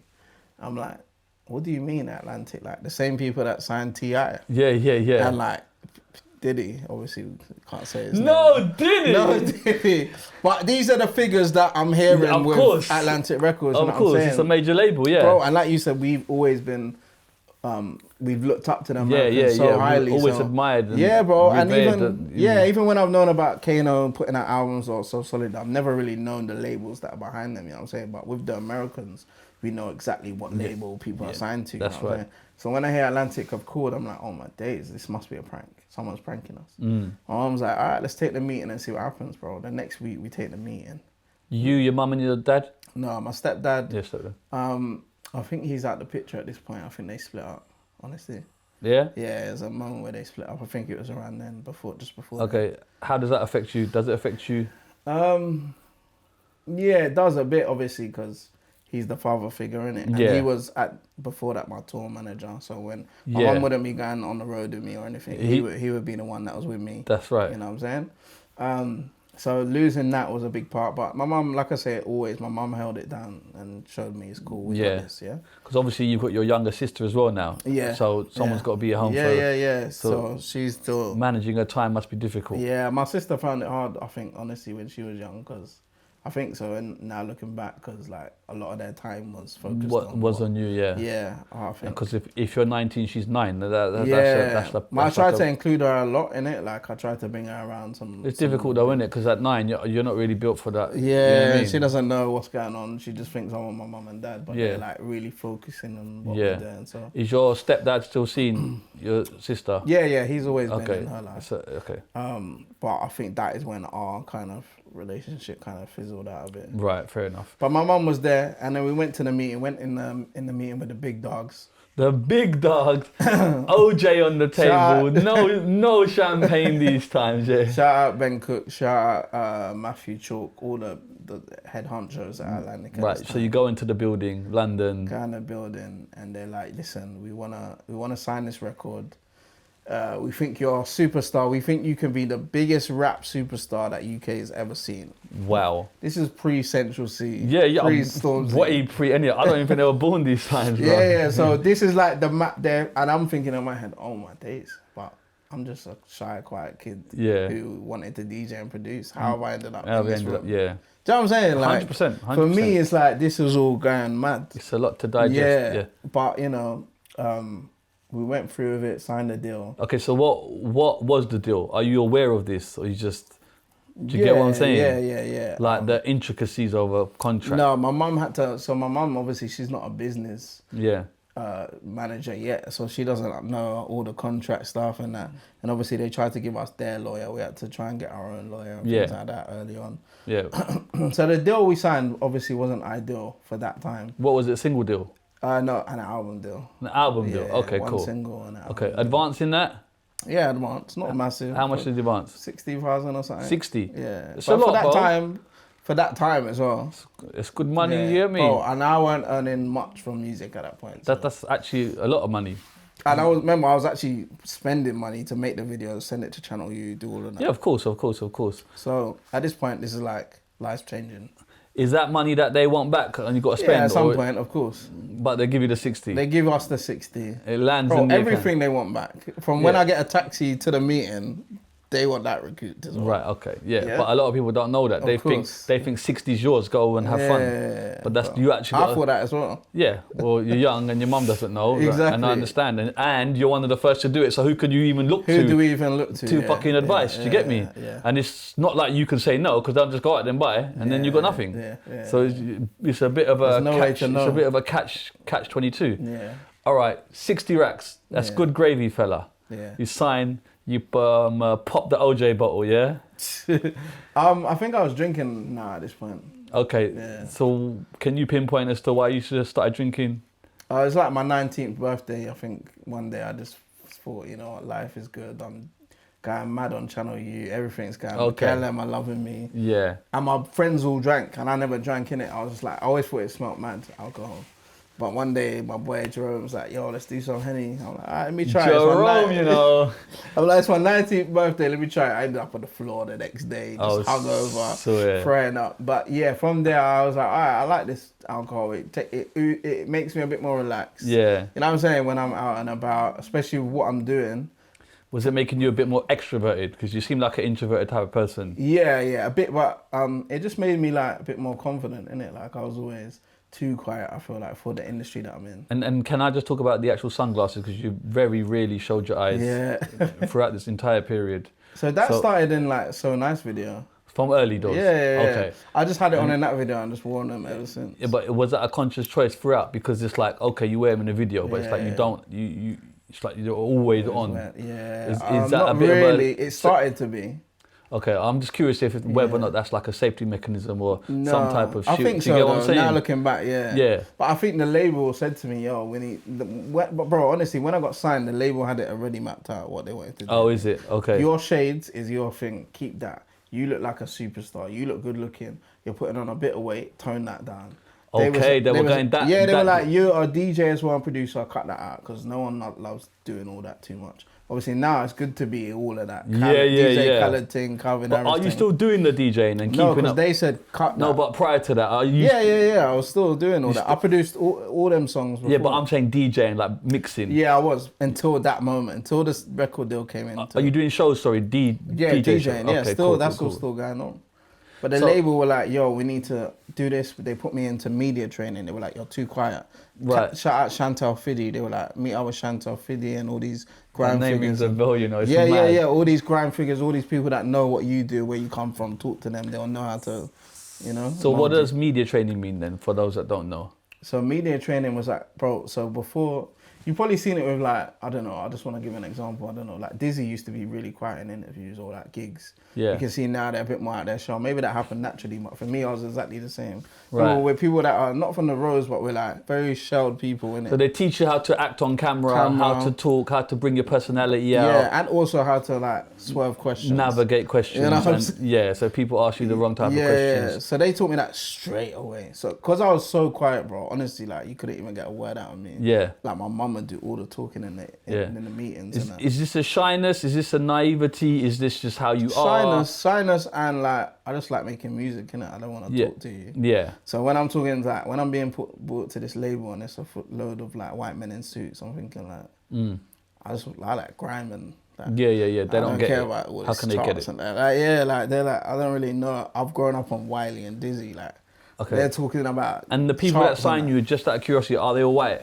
Yeah. Shout out Matchstick though, he was part of the team, and Tappy, she was part of the team. Right. And Mel, there's a few figures So that they're A&R in it, kind of bringing their attention. There was a few figures that knew about the urban scene at that point. But the majority, my A&R in particular, Matthew Chalk, shout out him though, he was very good. He was white, yeah. And you signed to Atlantic. Asylum Records / Atlantic. Asylum, which is a a subsidiary. Let's Yeah. put them big words in there. You get me? The Same man people can that Google signed Ed Sheeran after me and Come Rudimental. on, drop that. Like, And Wiley as well. Man was first, innit? Ed. No, drop. They signed Wiley as well after me. So what did you do with the 60 then, bro? I have to ask these I things. went mad, man. Did you go mad? Mad, yeah. What, as in your mum? Okay, firstly, your mum allowed you to have the 60? Yeah, that's first rookie move, innit? Yeah. Yeah. Because do you know what? I'm actually quite surprised because your mum seems like she knows. Holds things together, yeah. And I would have thought that would quite interesting. No, my mum is good at everything. She's good at money as well, but in her time, big money like that weren't a thing, innit? What do you mean it weren't a thing? As in like, it wasn't common. remember, my mum comes from streets. But that's even more reason hostels. when you see 60. You should hold that. And I rate it in a way to she goes, son, that's yours. Take it. That's you know what I mean? I think in my on mum's- one hand, I rate that, son. That's your 60. I think that's what she was thinking. Take the 60. Yeah. But me, I'd be like, you ain't touching this 60. This 60 is going to X, Y, Z. So okay, interesting. I think her thinking was that first one though. She was like, you've earned this. You put in so much work since you was 13. Yeah. I'm so proud of you. Do your thing. And what's this? 2000 and what? 7, 6? About 7, yeah. Okay, 60 grand then is good gravy, bro. There ain't no credit crunch these times. And this is just the start of making money. Remember? Yeah, This of is course. Show money, everything goes up. Yeah, okay, but when 60 hits your account for the first time, mad, yeah. that's an eye opener. You still didn't answer the question, bro. What did you do with it, cuz? No, because it's a hard question to answer because I You just spent it splashed on it. everything. Yeah. Just. Remember, all right. So the 60 hits, and at the same time, the label starts working. Right. So this is all going on. So you start turning into a superstar. Yeah. As well as making 60 grand. Yeah. Do you know what I'm saying? So you're famous. Now, because the song, we shoot the Red Jacket video. You shoot the red jacket video, what, quickly? Quickly. As soon as we sign the deal, we need to get this video shot. Shut down, what's the wheel that goes around? The Millennium Wheel. London Eye. London Eye. Yeah. Shut that down. You shut it down. 75 bags on this video. 75 grand Yeah, video. because they're saying this is the biggest song Which that the UK have seen. it's so mad because that's how much videos were costing, bro. It's fucking mad. But bro, like they're saying we're gonna make you the biggest star that we've ever seen in the UK ever had as a rapper. And it's mad that the video costs more than your fucking Advance. Yeah, I lie. And I've still got to recoup all that as well. Still got to recoup. So yeah, we shoot all the video. But the video's a movie though, innit? For its time. Bro, at that time, full so many blown people, narrative, the lady in the hospital. Everyone remembers it till this day, bro. Bro, like it's mad. I saw it yesterday and I was like, fucking hell, like. I remember like people from Channel U were calling me like New Brand Flex and that's killer and that. Bro, I see you on MTV Base in this red jacket. You've done a madness, bro. What have you gone and done? But that was a madness. Yeah, because we'd never seen something. And then like the red that, jacket, is that you as a stylist now just taking over? Yeah, clean. MJ thing. MJ, come on, it's true though. No, we tried to take it to the next level and then, bro, from there, that week when that video dropped, like, obviously went mad on all the channels. And then it doesn't just go on Channel U. We're talking MTV Base. We're talking now commercial TV, right? Radio 1. And that's the station that's just doing not station. That's the label doing that for you. And I've never seen anything like it from a UK artist, like that level of like pop star, I guess you could say. What other songs are out? Just so we can get a perspective of the time in the UK rap scene. Was I Sweat out? Yeah, but that wasn't a chart hit. Yeah. Oh, was it not? Okay. No. But I think Tinie had just got signed for something, and because I remember Tinie calling me that week, my song went like midweek charts, and he was calling me like, "Yo, bro, I heard your songs at like this number midweek. You're doing crazy." So you are the first, really? No, they all say that, yeah. Huh? They will all say that, yeah. Yeah, no, I'm saying it, bro. Right, don't worry about them, bro. No, from my memory, I don't remember any other UK song from that moment being bigger than that song. Okay, it goes charts. Charts, yeah. Where? Number 5. Okay, that's a top 10 record, top 5 record, bro. But my life changed on that week. Okay. Yeah, it was different. Okay, so what type of things happened for you to be like, this is completely changed? So like, about lifestyle in general. Yeah, so like the shows were different. So the commercial success was, first of all, I got asked to be on a tour with Cascada, who's like, she's in the next world, whatever we do. Isn't that dance? Dance music, dance, clubland. different gravy, bro. And I remember the week the song went number 5, we was in Newcastle. And I said to my boy Jerome, actually, I said, let's go shopping. I want to buy some new garments, whatever. I'll celebrate a bit. Bro, I walked through the mall or the shopping centre or whatever. 2 girls start running up to me. Yo, Ironik, stay with me. Bro, about 100, 200, 300 people started running up. They had to shut down the whole shopping centre from there I thought, okay, something different is going on. I've never seen this ever in the UK before. Yeah. Yeah, it And was it's happening to you. Yeah. Is this giving you an ego, or are you in control of this, or is it hard to control this ego? Do you get what I'm trying to say? Yeah. Definitely. Be ego honest. at that point. You got ego, yeah? Like, I'm the man. But I'm not saying like. No, not in a but no, I knew, yeah. Yeah, sometimes it's hard. Like obviously, if everyone's saying you are the man, guy, then you're the man. Yeah. And then there's a pressure to kind of look good as well, to match that. Yeah, all of that. And then the clothes you're buying, you have to pay for it yourself to maintain that image. 100%, yeah. Yeah. And then the shows you're doing, are you getting paid for that, or is it? No, or is it promotion? You know how they try it. Go and do this tour. It's for your own promotion. Yeah, all of that. The first part, even the first time I done wireless Glasto, it was all free. Glasto. This is like back Early, then. bro, when all the rock stars. Rock stars only in Glasto. You know what I mean? It wasn't no rapper. That's mental, bro. All right, cool. And then the label pressure is what? Keep it moving. Stay with me, like stuck around. It stuck around for a long time.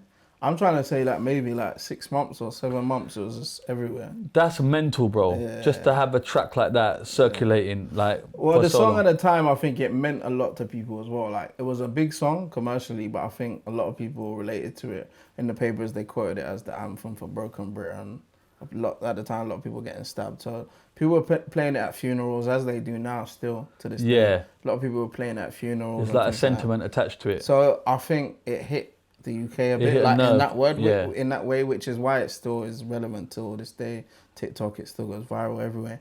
But I think like because of that, because I've had songs that are bigger than that, but it hasn't touched people how that song has. You know what I'm saying? So it stuck around for quite a while, man, that one.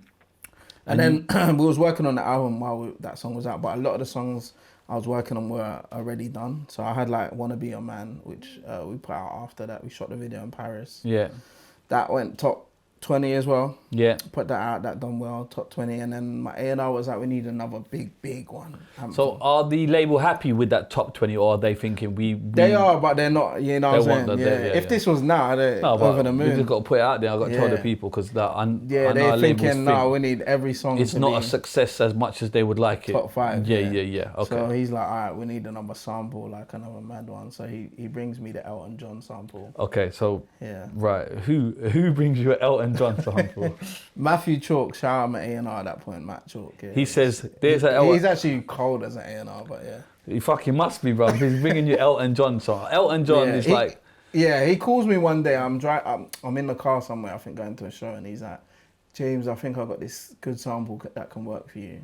And he's like, it's an Elton John sample. And I'm like, all right, cool. I don't really know Elton John's music like that. Like, man, growing up on like Wiley and Dizzee. Yeah, but just to be clear, Elton John is British royalty when it comes to music. Simple. Yeah. All his songs, classics. Simple. But at this point, I'm thinking, how does that relate to what I'm doing like, in my world? You know what I'm saying? So he gives you the sample. Gives me the sample. He's like, what can you do with it? I'm like, all right, cool. We'll get in the studio, try and make something work. So we get in the studio, do some verses.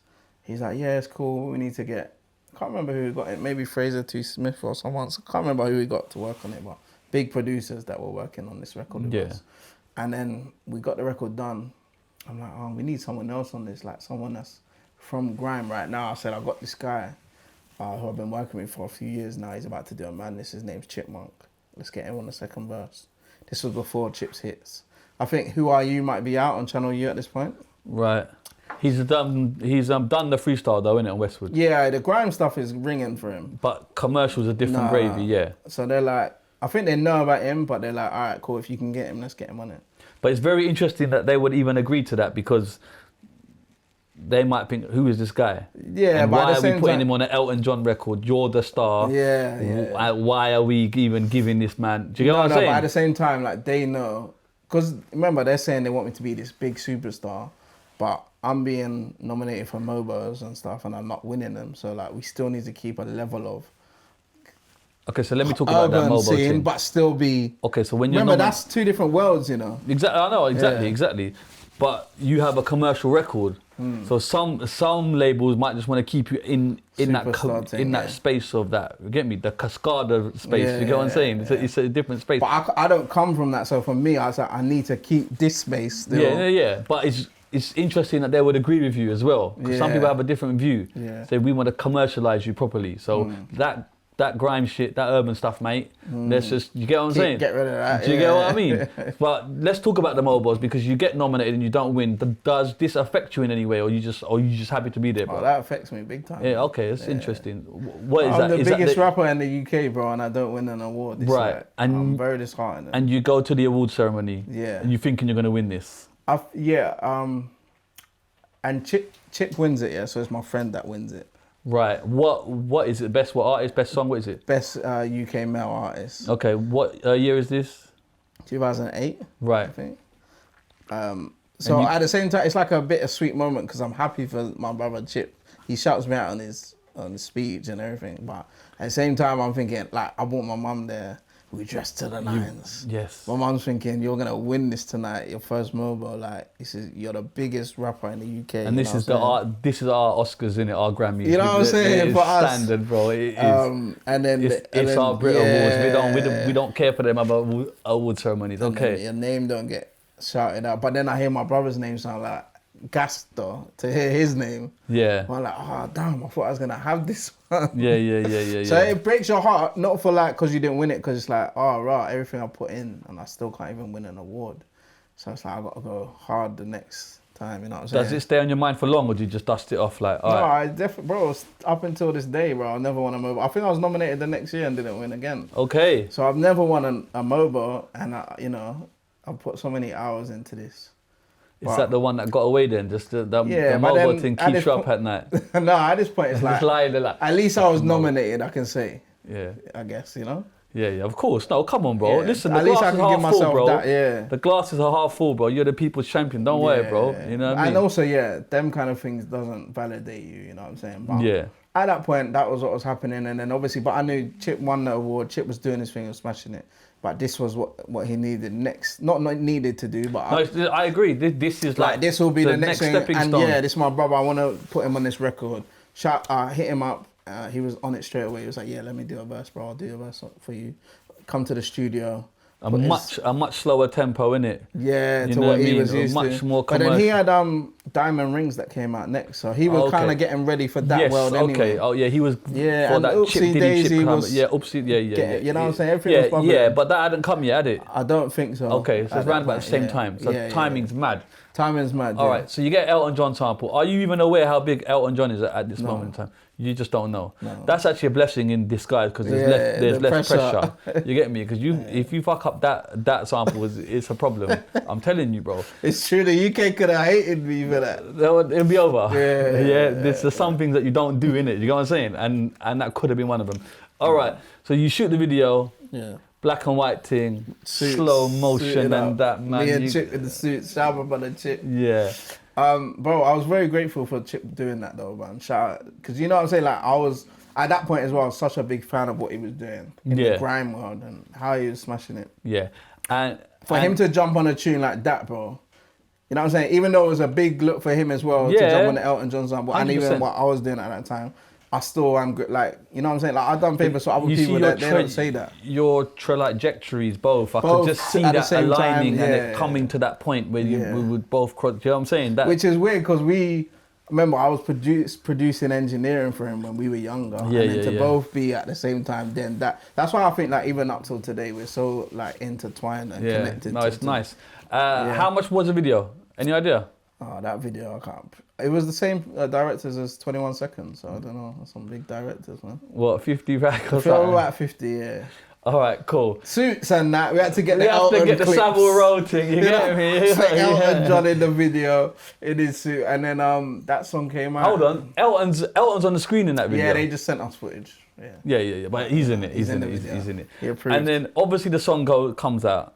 Yeah, Yeah, it does a madness. yeah, man. That's a whole next level now. Right, this is a whole. Where does it chart? Does it go? Number 3. Number 3, right? This is like full bona fide commercial, and then just to have whole country, man. DJ Ironik, Elton John.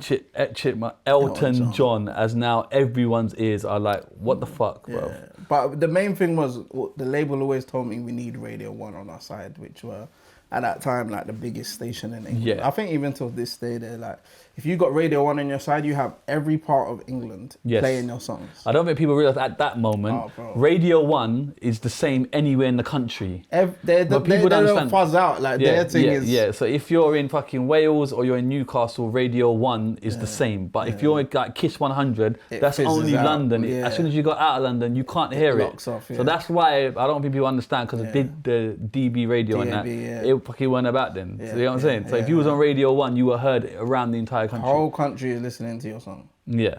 So like they're telling me you need to make remixes for Chris Moyles and like all these Radio 1 DJs. Which is like dub plate type of thing. Yeah, like do Chris Moyles a little jingle at the start, and we're doing all that. We're playing the game for the label, and it's just working, bro. I'm every time I get in the car from my house, I turn on the radio, my song's on. And the Elton John thing is just, the label just sorted that.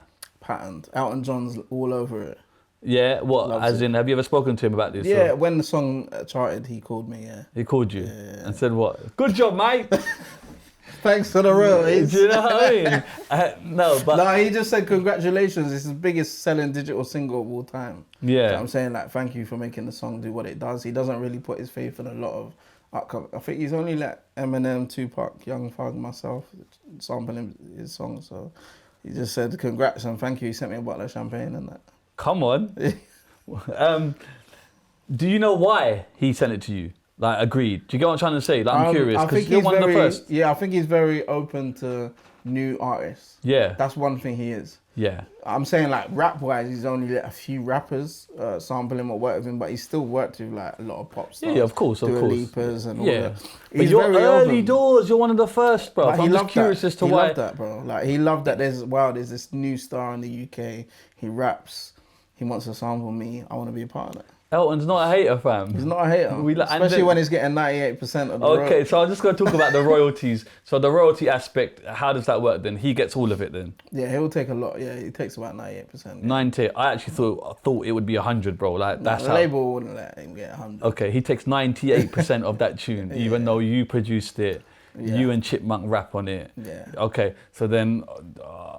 you know, I know the answer, but then why would you do a song? I mean, look at what it done for my career. Yeah, you know what I'm saying? The bragging rights are through the roof. To say that you've got a song of Elton John up till this day is like a major association with kind of a legend. Bro, yeah, an icon. You know what I'm saying? And even up to this day, the songs, you know, people have played it all around the world. Elton John still posts about it. The song's played.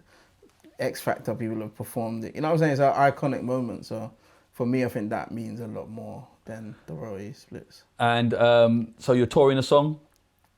At that point, yeah, I'm all over the place. The shows are changing. So I'm doing T4 on the beach. I'm doing Glasgow. I'm doing the big festival TV shows. Are you getting paid for these shows now? Or yeah, apart from Glasgow, but yeah, most of them. I'm doing the Red Nose. Comic Relief. Comic Relief. So like even going on Comic Relief is like mainstream celebrity status, yeah? I've never seen household name, let's put it like that. I've never seen it from a UK artist ever. Yeah, okay. So money-wise, how much are you making in this junction? Or yeah, the money is good. Have you burnt through the 60? Yeah, that went ages ago. That went. I think Evisu pants done, you get me? Done, I think you get me? When the Elton John thing happened, I remember my mum seeing like $250,000, $500,000 in my bank while she was looking through, and she's like, she started crying and that, like. Okay, hold the fuck on. From 60, you burn the 60, and then you make about $500,000 from shows. This shows, yeah. $500,000. Yeah. That's a lot of shows. How much are you charging a show? We're doing mad shows at that point. Probably getting about 10 bag of shows. You get about 10 bag of shows. Yeah. And do you keep that 10 bags, or does the label take? They take their percentage. Because there was a 360 deal thing happening. Which I was in, yeah. Oh, you was in a 360. Yeah. So 360s, they earn from every aspect. Merchandise, shows. Mm-hmm. Okay, and how much are they taking? 20%. Okay, that's the management. I mean, it is, yeah, but at the same time, I still got to pay my managers, and then at the same time, you do have to pay your managers. Yeah, I still have to pay tax, and then at the same time, I still have to, you know, there's bare cuttings, bro. Yeah, no, but just break it down. Although at the time it's good, yeah, I don't mind because the money's flying in, but looking back, it's like this is mental. So 20% label, 20% manager. 20% tax. 40% tax, well, depending how much tax, you're making, 40% tax. That's fucking... So what's left, bruv? And I'm spending at that time, and the things I'm spending on is silliness. Like What? hotels, I'm staying in the Mayfair Hotel 2 weeks, 14 bags. Let's go. Let's go, baby. And I'm saying like we're all doing room service. My brothers are in there. Let's go. Get them everywhere. Let's go. You know what I'm saying? And you're like, and your friends and that, you're taking them with you. Yeah, I'm paying for everyone. Have you got a lot of hangers-on type of thing, or are they your Just my bona fide? original circle, yeah. Yeah, okay. But it's like we're living a different lifestyle because we never seen it in it. So it's like I'm paying for dinners, I'm paying for everything. Like flying away, paying for hotels, I'm paying for everything, bro. Okay, cool. And you're making about 10 grand a show, obviously, when it's cut down. But you still managed to accumulate around 500,000, yeah? Yeah, around that, maybe a bit less, 300 grand or something, 350, yeah. Okay, cool. I remember that time my mum looking at the bank account just being like emotional, like she couldn't believe she'd never seen that kind of money in a bank. I think that was the first time she actually looked through it and took a moment to look at what's going on. And are you helping mum out? What are you doing? Yeah, she's my manager at that point, so. So what? Oh, so the manager fees Yeah. is going to mum? Whatever mum gets, yeah. So what does she get, the 20%? Yeah. Oh, we love that. Yeah, we love that. Okay, cool. Do you invest in anything like? No, that's the problem. Nothing. At that point, nothing. No house, nothing. No one taps you on your shoulder to be like, yo, like you need to invest in. No, nothing, bro. There's no. Remember, this financial... is the first time anyone in the UK has seen, or around me, has seen this kind of money. So no one at this point even knows. You know what I'm saying, about investments and all that kind of thing, or what we can do with it, or the kind of deal we made. What about like your uncles and all that from like Twice as Nice and that, because they're making money. They weren't really involved in what I was doing at that point. Okay. Yeah. Is that because of the stepdad? Maybe just because.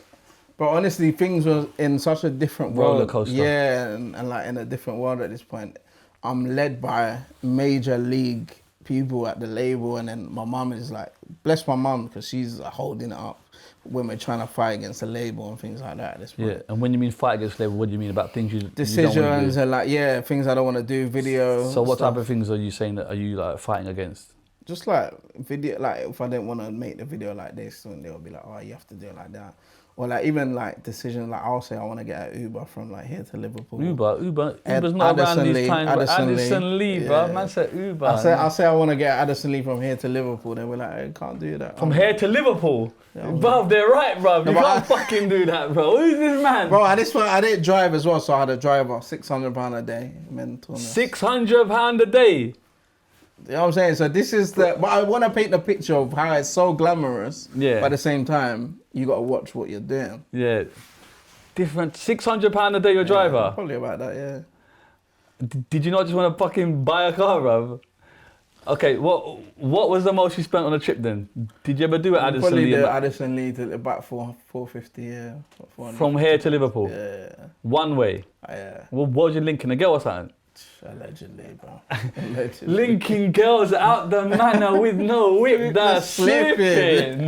Is that what you was doing? Okay, and then the female attention. How are you handling that? Yeah, at this point. Are you just mashing the whole world? No Diddy, I'm not on a Diddy thing. But yeah, I was obviously, bro, like, man was ironic, innit? Sweet boy. Ironic? No, at that point, that name held so much weight as a rapper. Yes. Probably how I can imagine how Central C is now, how he feels he is now with girl. Like, you can get any girl your age group now. And you can, pretty much. Yeah, bro, like, anywhere I went, it's girl them everywhere. Okay, it's not even easy, is it? It's not even hard. Sorry. So we were having fun, man, and I was meeting all sorts, like, bro, it's all in the papers, models, all type of models I was meeting, and they told stories and they done all sorts. Oh, they saw, yeah, bro, it was all in. Who was selling stories? Even I've seen Dizzee out, and Dizzee's like, bro, why do these girls keep selling stories on you, bro? They were just like models that I was like sleeping with. Obviously, I'm a married man now, so this is all past. Yeah. But like girls I'll be sleeping with, they were like be news of the world outside, like taking pictures of me leaving the hotel and all that stuff. It started getting. So what? The models are ringing the papers to take the photos. Yeah.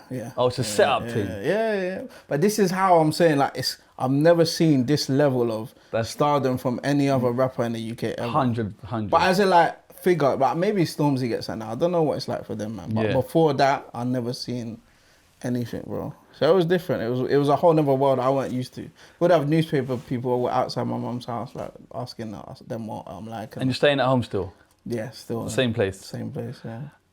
What? Because it was so fast paced, I didn't even. I should have bought a house, to just, but yeah. You got shoulda, woulda, coulda, innit? You live in the and then what? Are you like starstruck meeting people? Are you entering rooms that you think raw? Not really. No. No, I didn't really get Americans that starstruck me. Like if anything, it would be like Wiley and people like that. Okay, local. But like, I already know them at this point. Yeah. So. But you never done some like, I don't know, some show and think, raw, that's my man. No, the only one person, the first ever like American celeb I met was Pharrell. He was a bit mad, yeah, seeing him was mad.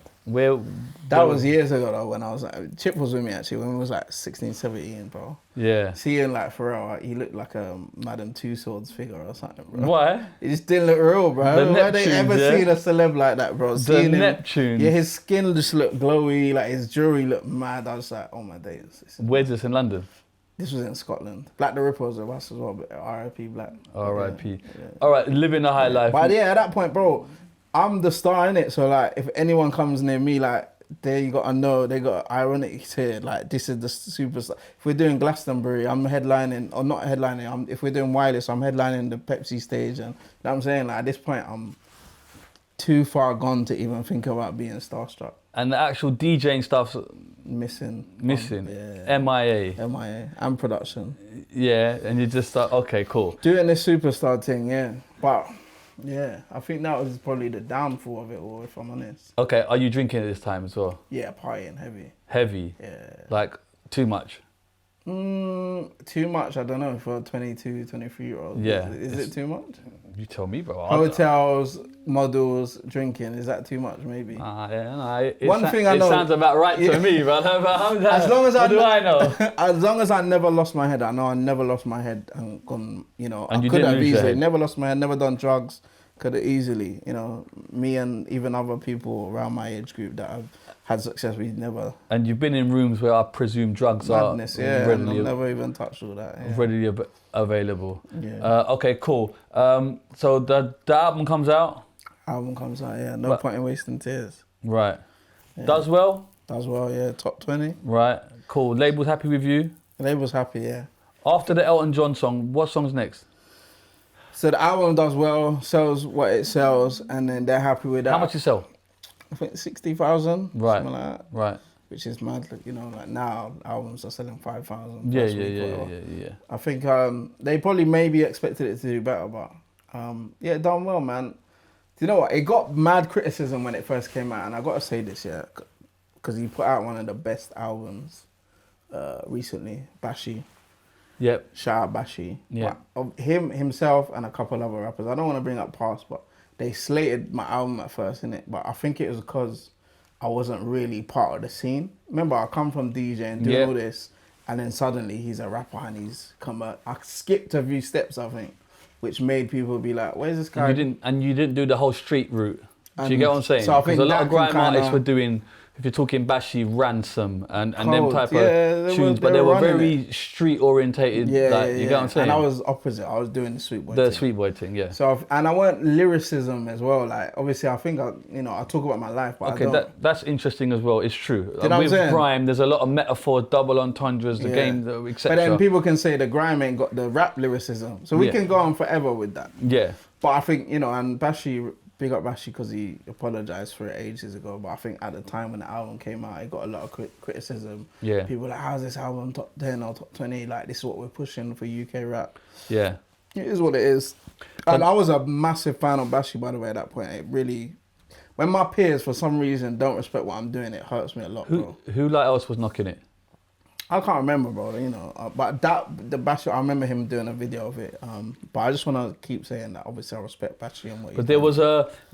There was a period where kind of grime got commercialized. There was Chip with Tinie with the Chip Diddy. That was all that same time, yeah. Tinie Strider. But no one was calling it Tinie commercial Tempah. at the time, bro. Remember, at the time we was just pop stars. Remember, Kano tried to do the commercial thing as well at the time. I think from what I could see, I think a lot of people were just why is it them man and not us? Us. If I'm But honest, do you know what that sounds like? I was around it a lot. Do you know what that sounds like though?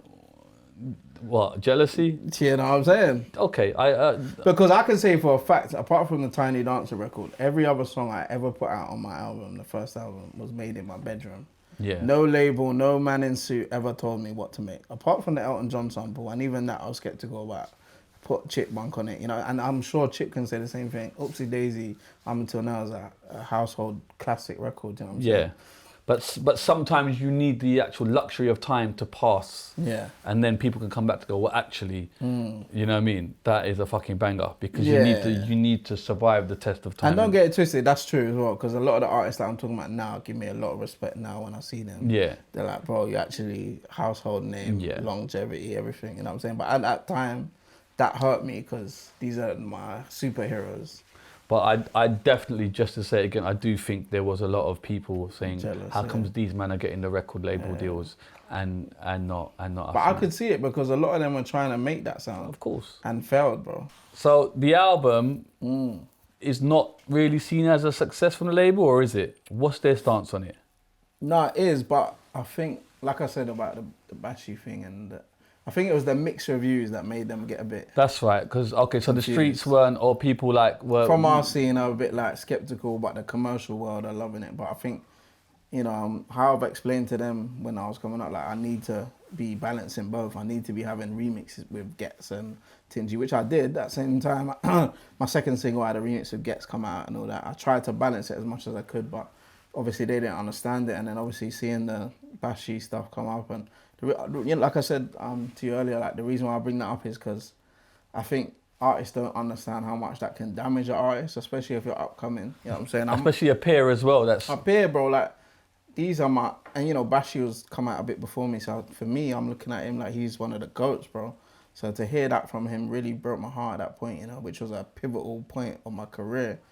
And you know, for me, when I see new up and coming artists, I make sure to go out to them and uplift them. I'm sure Bashy and everyone else does that now, but there it was like important for me, bro, because there was no one else doing it like man at that time, you know what I'm saying? But bro, I've seen like AJ Tracy when he's come up and I've gone up to him and made sure I got to say, bro, you're smashing it, keep doing what you're doing, and you know he'll hold that, bro, because it means a lot, bro. When you see your peers come up to you and just hell you up, I think it means a lot to us, you know what I'm saying? So that really hurt me more than anything, seeing my peers be like, oh, he ain't one of us though.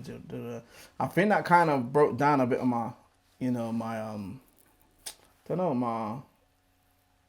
I guess walking in a room, bossy kind of thing, you know what I'm saying? like your confidence. My confidence, yeah. It damaged your confidence, yeah? Yeah, a lot, man. Like, bro, peers mean a lot. Like, Tinchie's messaged me several times saying, bro, I respect what you do, love what you're doing, you're smashing it, or here and there. Bro, he doesn't even probably know. When I get that text, I know I'm doing something right, or Chip.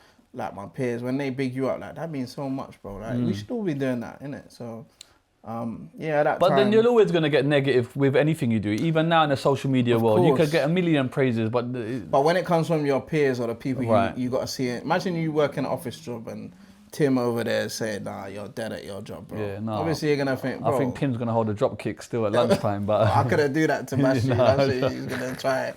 Because he even gets on the smoking thing at the time. it gets what's really good. Leave your brains in your Ibisu hood. Are you dumb, bro? Anyway, but big up Gets and Bashy and everyone. But yeah. At that time, the album came out.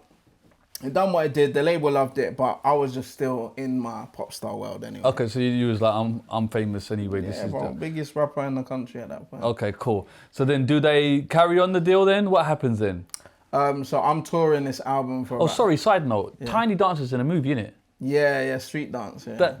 I know my shit, brother. Don't try it. They made that movie because of the song. Oh, really? Dance, apparently, yeah. They told So me. let's get me.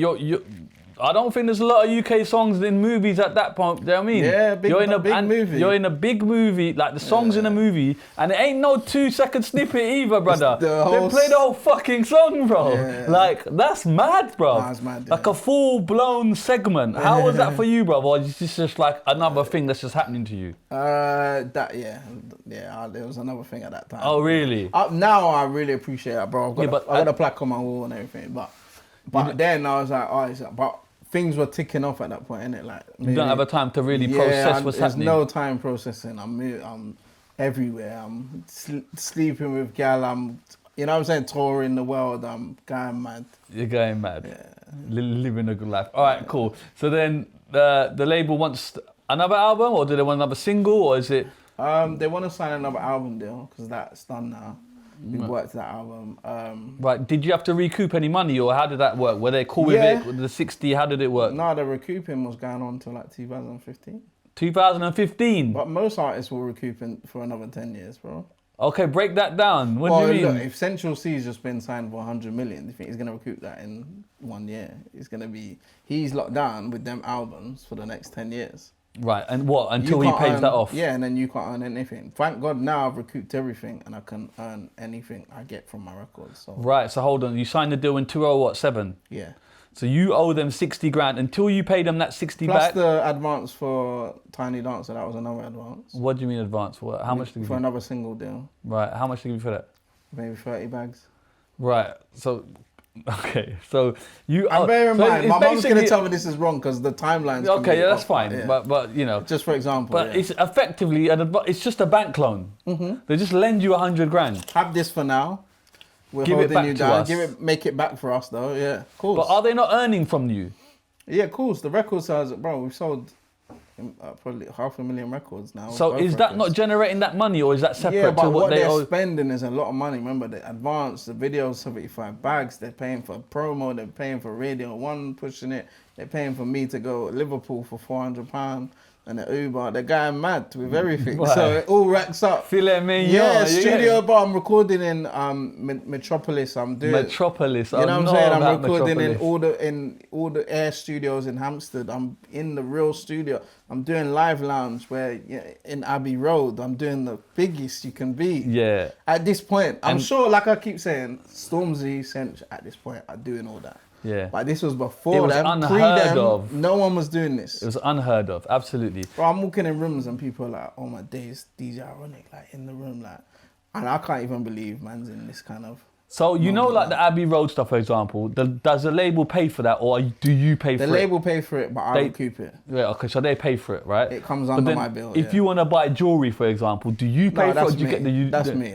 Okay, that's you. It's separate. Yeah. Okay, and the jewelry game that I was in was all separate. Okay, yeah. And you're in the jewelry game quite heavy, you know, or is it a bit, yeah, because obviously I got to keep up the superstar image. So I'm buying chains, I'm buying jewels, I'm buying madness. Yeah. So you have to pay the label back regardless, even after the deal. But not pay them back. Obviously, it comes out of my sales, innit? Yeah, but I'm saying, like you said, you paid them back at 2015. I think 2015 I paid them back fully. Yeah. But that's 7 years. Yeah. And you weren't signed with them for 7 years, No, I ended up leaving them in like 2011. So that's and then from there they still want their money. Yeah, I was in debt to them until 2000. And then how does that work? Do you have to pay them? What is it, like a direct debit thing? Or no, I'm curious. I don't know how it works. Or do you just pay them whatever you get? No, you just send money to Warner accounts, innit? Yeah, whenever you get money, yeah. You just send it? Yeah. Or you can work out a direct debit as well, yeah. And is there like interest on that? Or No, there's no interest on it, no.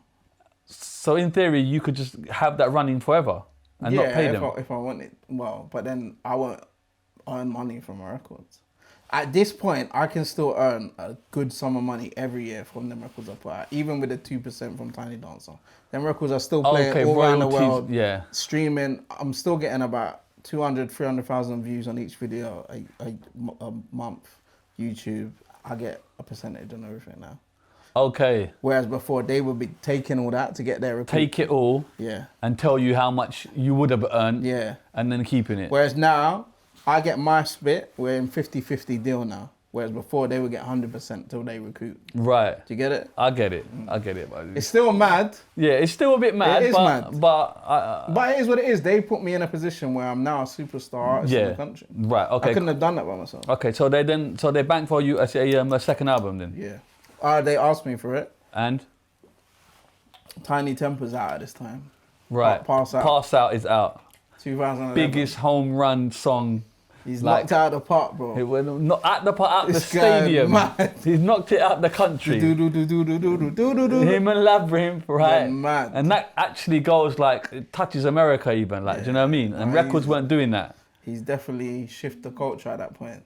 Yeah. So the label's like to me, yo, you need to be making those type of records. Yeah. You need house, you need this kind of sound. Yeah. I'm thinking, what? Like, you heard my music, stay with me and that. I do music from the heart. Like, what's going on? They're like, no, we need you to get in a studio with Swedish House Mafia. Okay, that's a good look though, still, no?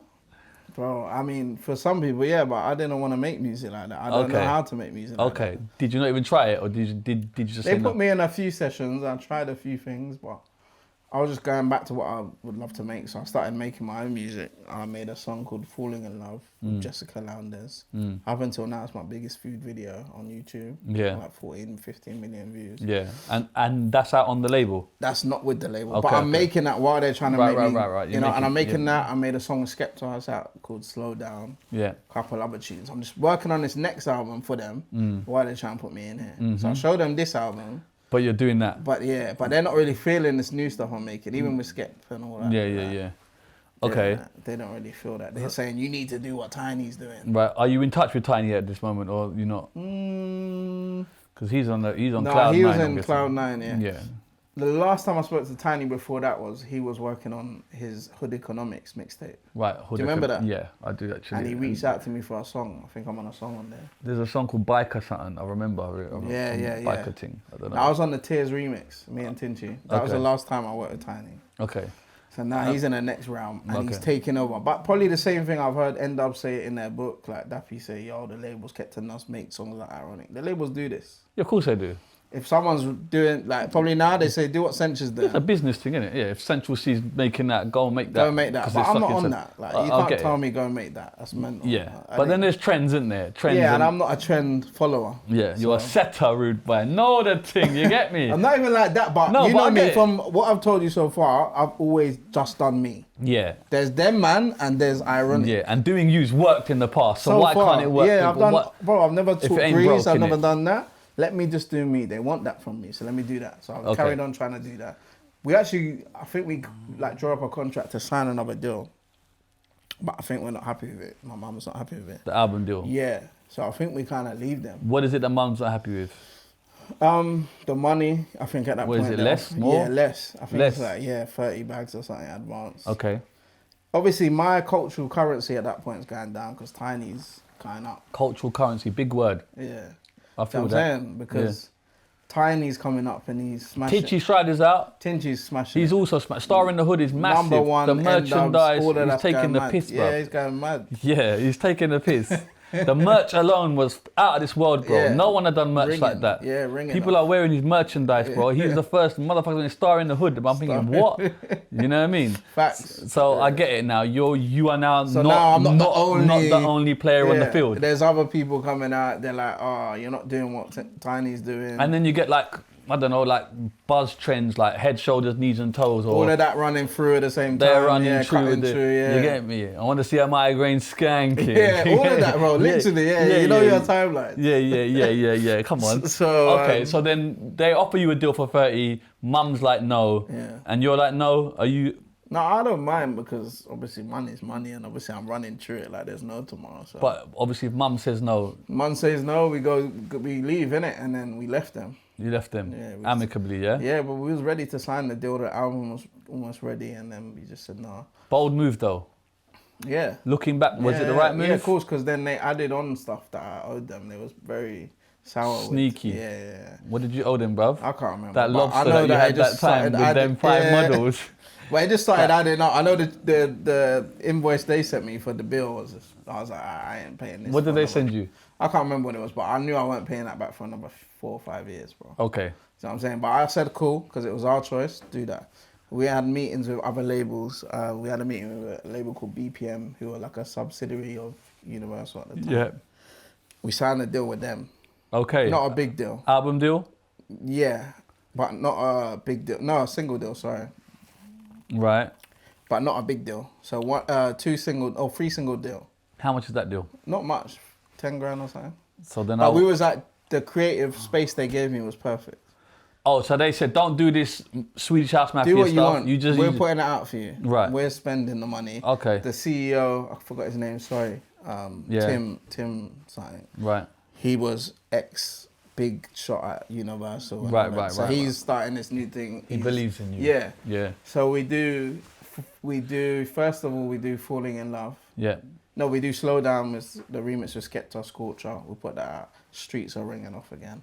Radio, One Extra's playing it. Slow Down, going mad. Doctor on the hook as well. Shout out Doctor. Doctor, yo! Yeah, he's on the hook of that. I ain't heard that name for a minute. Man He's doing his thing now still as well. He said Doctor. Come on. And we got the remix with Skepta going mad as well. Yeah. So that's ringing on. And then I got this record with Jessica Lowndes from 90210. She's a big actress in America.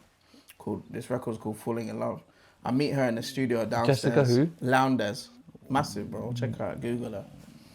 Because I used to watch 90210. She look like Megan Fox. So what gal is this, bruv? The blonde one or the other? Nah, brunette thing. Jessica Lowndes. Lowndens. Lowndens.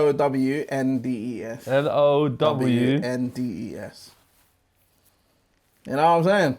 You see what's going on now? Yeah, Megan Fox type of.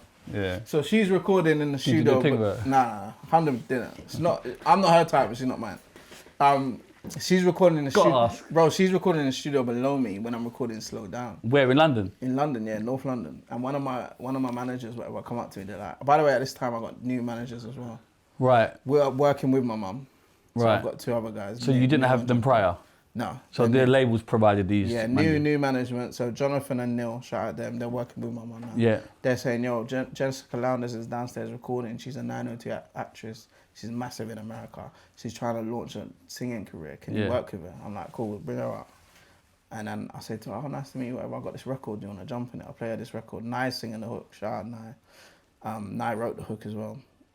And I'm like, yo, can you sing the hook? So we put her in the hook. And she loves it. It sounds amazing. I think there was a bit of issue with Nye. Obviously, Nye was originally on it, so there was a bit of issues with that, with the management and that. What, as in you had to take her off? Yeah, obviously, I didn't want to do that. Big up Nye, you know. Oh, big up. Trust me, she's put in the work, bless her. But also one of my favourite singers of all time. Yeah. And I didn't want to take her off, but the management decision, they were like, this is going to make sense. But let's just take a moment for Nye, because Nye has put her work in. Let's give her a flower, you get me? Coldest. Yeah, go on. So she does the hook, we put her on it, that song's sent to radio, everything doing madness, top 40 again. And then this is the time. So now we're getting ready for my second album. Things are going good again. It's a new label, I'm doing what I want. Songs ringing off, top 30 record I think again as well. So this is like my 4th or 5th top 30 record. Money's good. Money's good, flowing, flowing, we're touring. It's always touring. Again. Like touring's been my big money. But you're constantly touring. Constantly, I haven't stopped up until now. Yeah, but you're not doing the DJ thing. No, I'm not at that point now. Just performances everywhere. And then I'm touring this record, and then like one day, I come back home from a tour, and I get stabbed. You know what I'm saying? And there's a robbery outside my mum's house. Right. So this puts a whole nother. Right, hold on. Yeah, pump the brakes. Right, you come back from where? A tour? I'm on tour at this time. I'm coming back from a show in Southend. Southend? Yeah. You come home late night, yeah? Are you driving these times? No, I got tour bus, everything in place. I got a bus, you know. Okay, cool. At this point, remember, I'm not the biggest rapper in the country because there's now Tiny. But you still got it, yeah. But I'm still Ironik. Anywhere we go, it's sold out. I'm Ironik, yeah. Everything. Okay. You come home, and what happens? So this is like Halloween time, I think. Halloween, November 5th. So just after Halloween, fireworks, all them kind of shows. You know, you did the Halloween run and that. We get home from a tour, from a show, turn into my mum's road, which goes down a steep hill. I've said this in loads of interviews. Sorry, I don't know. Yeah. And 2 men run up to me with balaclavas on, like, yo, whatever, come up to me, but I'm thinking they must be playing a... What do they call your name, like, Ironik? No, they don't say nothing. They're just on to me, like, yo, whatever. But I'm thinking it's Halloween, innit? So they're just on some Halloween type shit. Yeah. So I'm laughing, whatever, and one of them hits me, punches me. I'm thinking, okay, this ain't a joke now. One of them serious. Punch in the face? No, it's in my stomach, whatever. Yeah. So then I start running, I'm gone. My tour manager's gone. Well, he's there with you? Yeah, but he's gone. Right. Professional tour manager, innit? So he's not from royalties. And there's just 2 of you? No, there's, I think so. Maybe one of them, one of a boy with me. Yeah. And there's 2 of them? Yeah, 2 of them. And I run up the hill, my mum's steep hill. So I run back up. But as I'm running back up, there's another car. There's a girl in the car trying to swerve me into the wall or whatever, trying to push me into the wall. What a car is? Yeah, a girl driving the car. So I'm thinking, oh, they're all one big gang, whatever. So I managed to get past her, swerve that, run up to the hill, and then like I feel punches to my back, but I don't know what it is. Obviously at that point, I don't know what's happening. Adrenaline, yeah. Adrenaline's running, and then I get hit to the floor, and then he's like, "Yo, where's your ring? Where's your ring?" I had a mad ring on at that point. I guess I must have told someone because it all ties back to being set up, innit? So I take my ring off, I throw it, so he gets off me. So he goes to look for the ring. At that point, I'm gone. I run again, back down the hill. I'm so out of breath, but I'm running back down the hill. And then I run to my neighbour's house.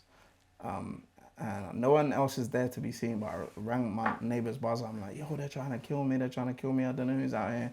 She's panicking. She lets me in. She's like, are you all right? You okay? I'm like, yeah, I'm good, but they're trying to kill me out there.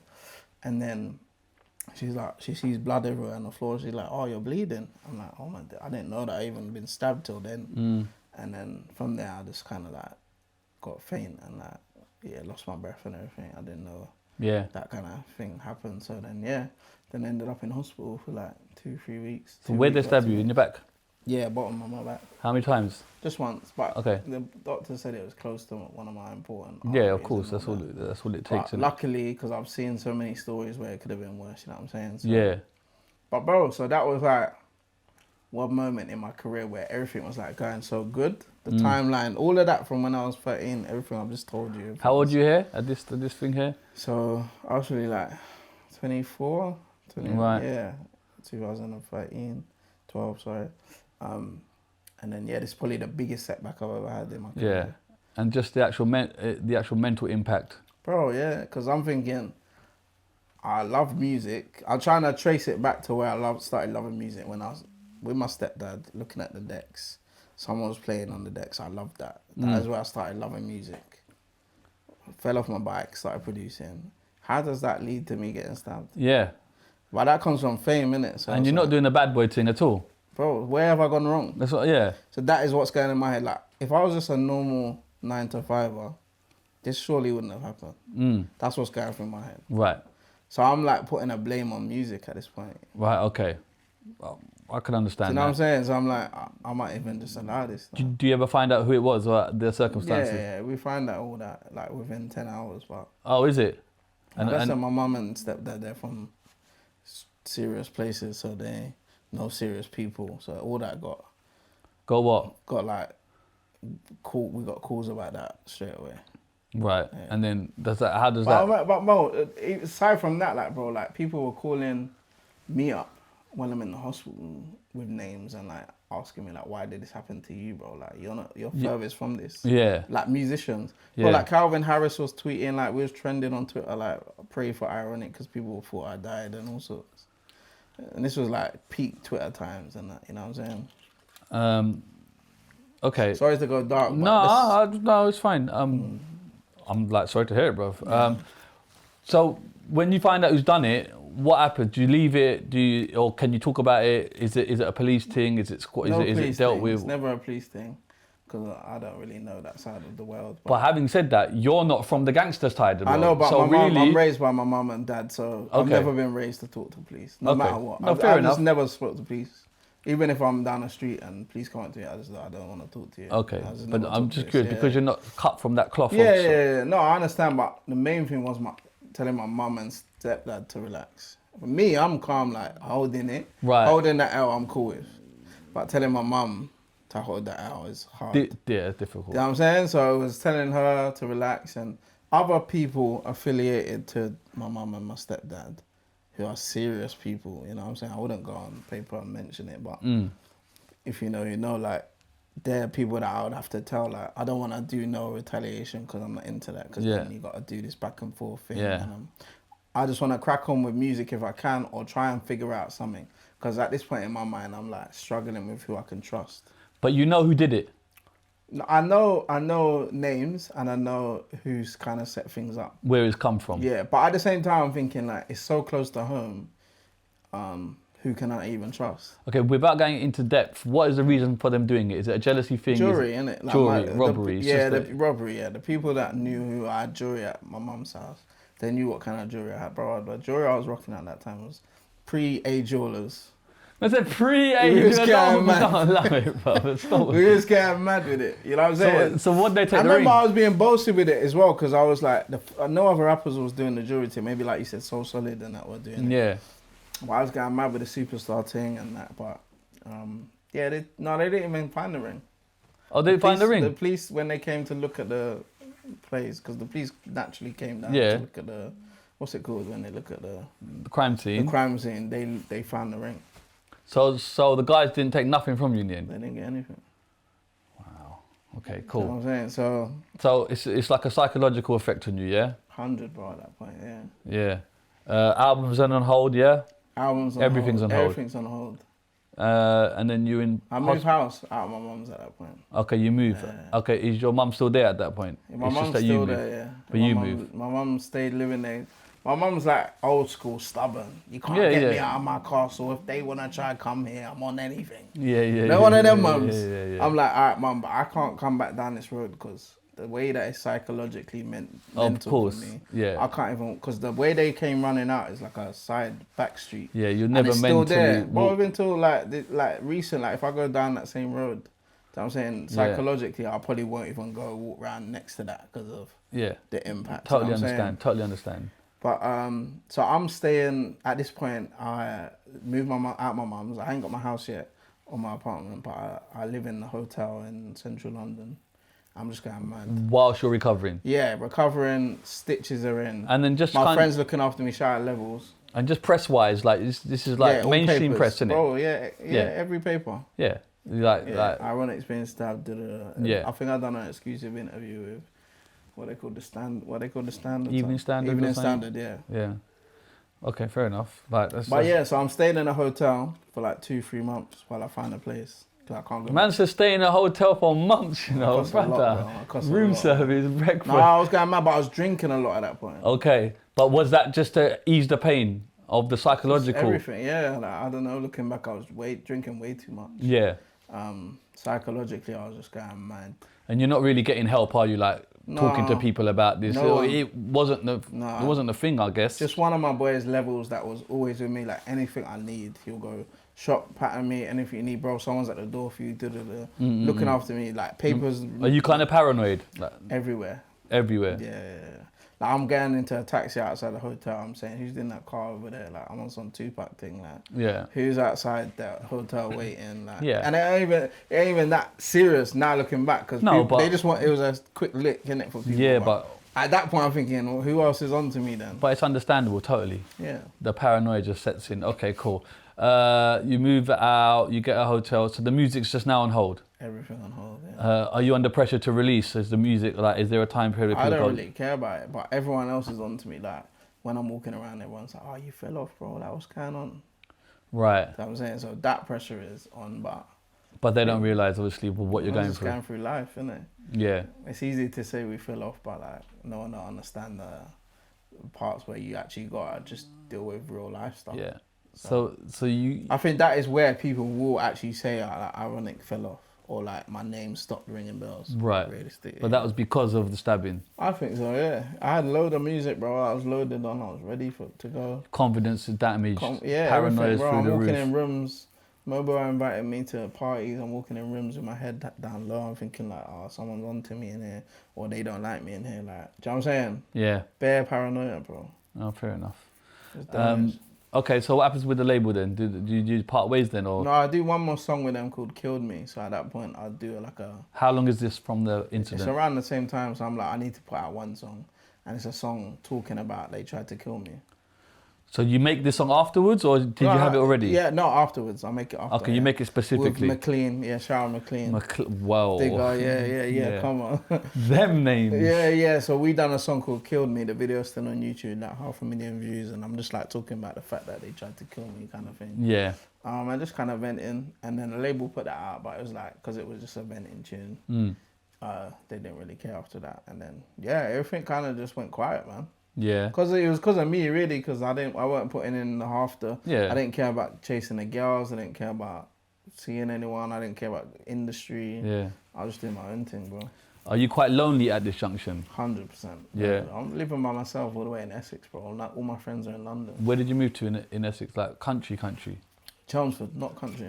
That's Chelmsford, country, yeah. fam. I You know about reckon? no. Bro, and then Well, like, not people kind are ringing on my door, like, because I was near a uni, innit? So people clocked that I lived near the uni. So people are ringing on my door, like, 4 a.m., like, Ironik, come downstairs. I was thinking, bro, this whole thing is just mad. Like, I'd just rather not do this music thing. Oh, really? Yeah, man, because it's like, Yeah. it's, at this Are point. you buy a house or flat? Apartment, yeah. As in you buy it? Yeah. Oh, no, I was like, renting. okay, you're renting. Yeah. Okay. We bought now, but yeah, renting at that point. Okay, so really like that, and when people still pressuring you, you're thinking, I don't want to do any of this music. Yeah, bro. Like, remember, I was just a quiet kid starting off. So all of this that came with it is stuff that I didn't sign up for. But although I should have really expected it, but there was no expectation because there was no one that we saw do that ever. Yeah. So I'm saying, so for me, it was like, where did this even come from? Like the hate. Yeah. And them looking at me now because you get all the women and all of that kind of stuff. I never thought that would come with it. But It's true though, isn't it? It's like everyone knows you, but you don't know everyone in that room. Exactly. And you don't know what anybody's thinking, intentions, bro. yeah. So I crossed that path now, and I'm like, damn, like, who can I even trust? Should I even do this? And that was it. Okay, so and then you just kind of step out, like you speak to the label and be like, I'm done, or is it just, or it just they kind of withers clocked away? Yeah, I'm withers away really. That was like 2013, going into 14, and then I'm just partying a lot, bro. Drinking a lot, partying. This is where like my drinking was heavy. Yeah. Putting a mad weight, like Yeah. probably seeing pictures. My face is chubby and that. Yeah. Is this a form of depression? Would you say? 100%. Yeah. Yeah. Depressed. So yeah, just going through it. Like, this is something I love that I've ended up hating at this point. And you actually hated music? At that point, I think so, yeah. I didn't like recording, I didn't like making music, you know what I'm saying? So I didn't do anything, I didn't DJ, I didn't do nothing. No music at that point for about a year, 2 years. So you just masked it? Yeah. You masked it, you didn't talk to people about it, No, you're going through depression. Therapist, yeah. No therapist. Partying, still seeing women, like, just doing what I want. Yeah, and you've got the finance to do that? Yeah, but I'm splashing with no income coming in. So At all? I'll do a couple shows, but nothing? Nothing major, no. You're just burning through the money? Yeah. It must have been a lot of money, bro, if you're burning through for a couple of years, bro. And I'm paying my rent, and I've got a penthouse. Yeah. I'm paying rent, not even mortgage, mad. Mad. Mad, I was That's going mad. mental. Yeah, but bro, these are like, remember, I want to make sure I'm very honest because these are things I want people to not make these kind of mistakes. Absolutely. Moving forward. Absolutely. Becoming artists and your mum's not really forcing you to do the music? No. I mean, look, my mum's at this point, like I said from the start, my mum's, anything I want to do, she's with. Yeah. Whatever I'm with, she's with. She's love ride or die, you know what I'm saying? If I'm not doing music, she's cool with it. Obviously, she still needs to make a living, so she's going to get another job now. Right, so she's not your manager anymore? Because I'm not working. But it's nice as a mumsy, she's not even pressurising you to say, listen. She's more upset that someone's even tried to kill me. Yeah, of course. You know what I'm saying? Of course. How does this affect your sister, by the way? Because we haven't really... Yeah, she's still growing up at that point. She's cool. Yeah. If I'm honest, my sister didn't really kind of like take in who I am until like she's older, like now. Yeah. Now she her gets friends it. Are, yeah. Now we got a better relationship now.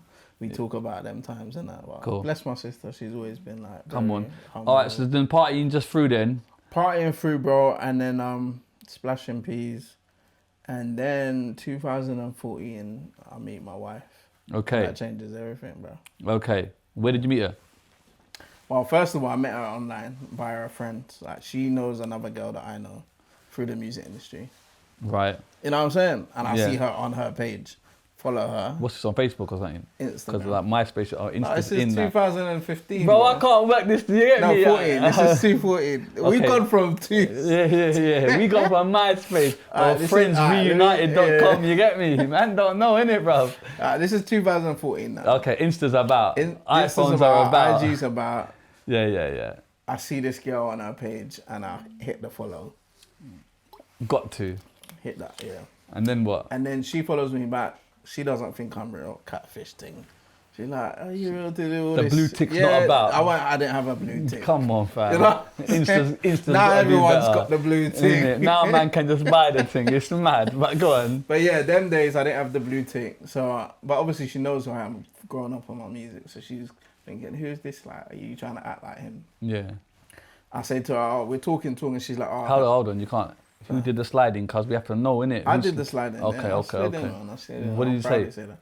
I think her brother's got a clothing line. I know her brother had a clothing line at the time. You tried the angle. Yeah. Fandango Club. I hear that. So I saw it. I hit her. I was like, yo, your brother's clothing line's cold. Yeah. Rating it.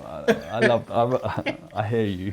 So she's like, all right, cool, yeah. I know about them, man. I'll drink to that. Yeah, go on. Oh, you done the same, man? Yes. Yeah, go on.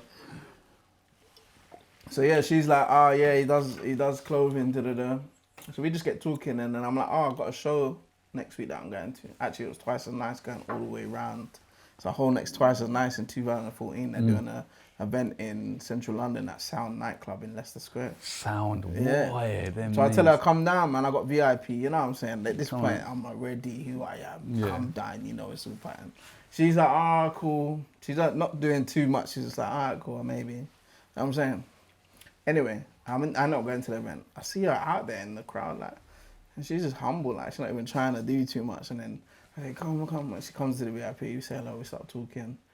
Then we just start talking from there, and then we start dating from there.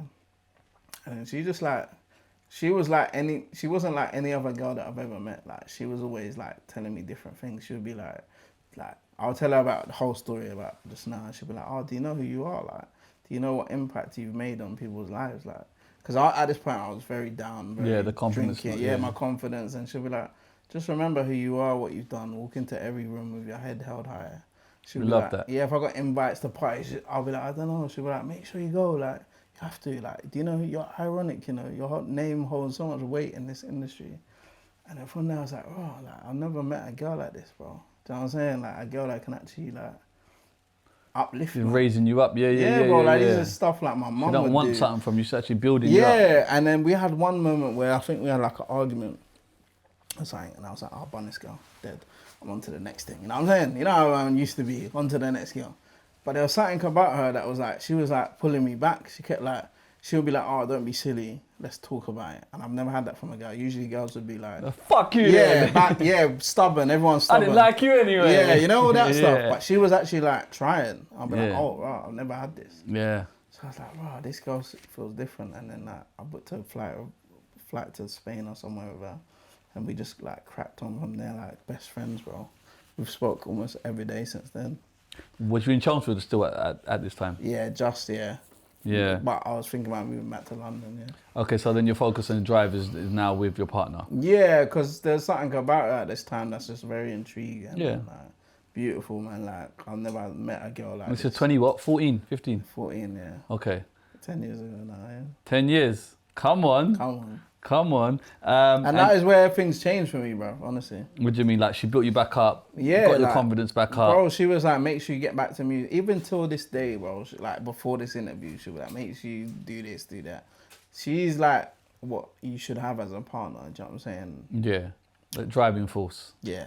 Cool. You know, behind every successful man, there's a strong woman, you know what I'm saying? I hear She's that. So she was that from 2014. She put me back on this new thing, and then I signed another deal with an independent label in like 2015, 16. Right. And we put out some music from there, bro. Yeah. New music, yeah. And you've been going ever since? From there ever since, but we've been building from there. So I put out an album there called Truth Be Told. We had Snoop Dogg on there. Sorry? We had Snoop Dogg on the album, okay, bro. So it's done over 1 million streams, that album. How did that happen then? So that's just through the independent label that I'm signed to. They got connects in America, and Ray J signed to them as well. So okay. Ray J is Snoop's cousin. He was like, yo, you got some Snoop vocals? You like want to mess with some Snoop vocals? To do that? Yeah, so we've done that.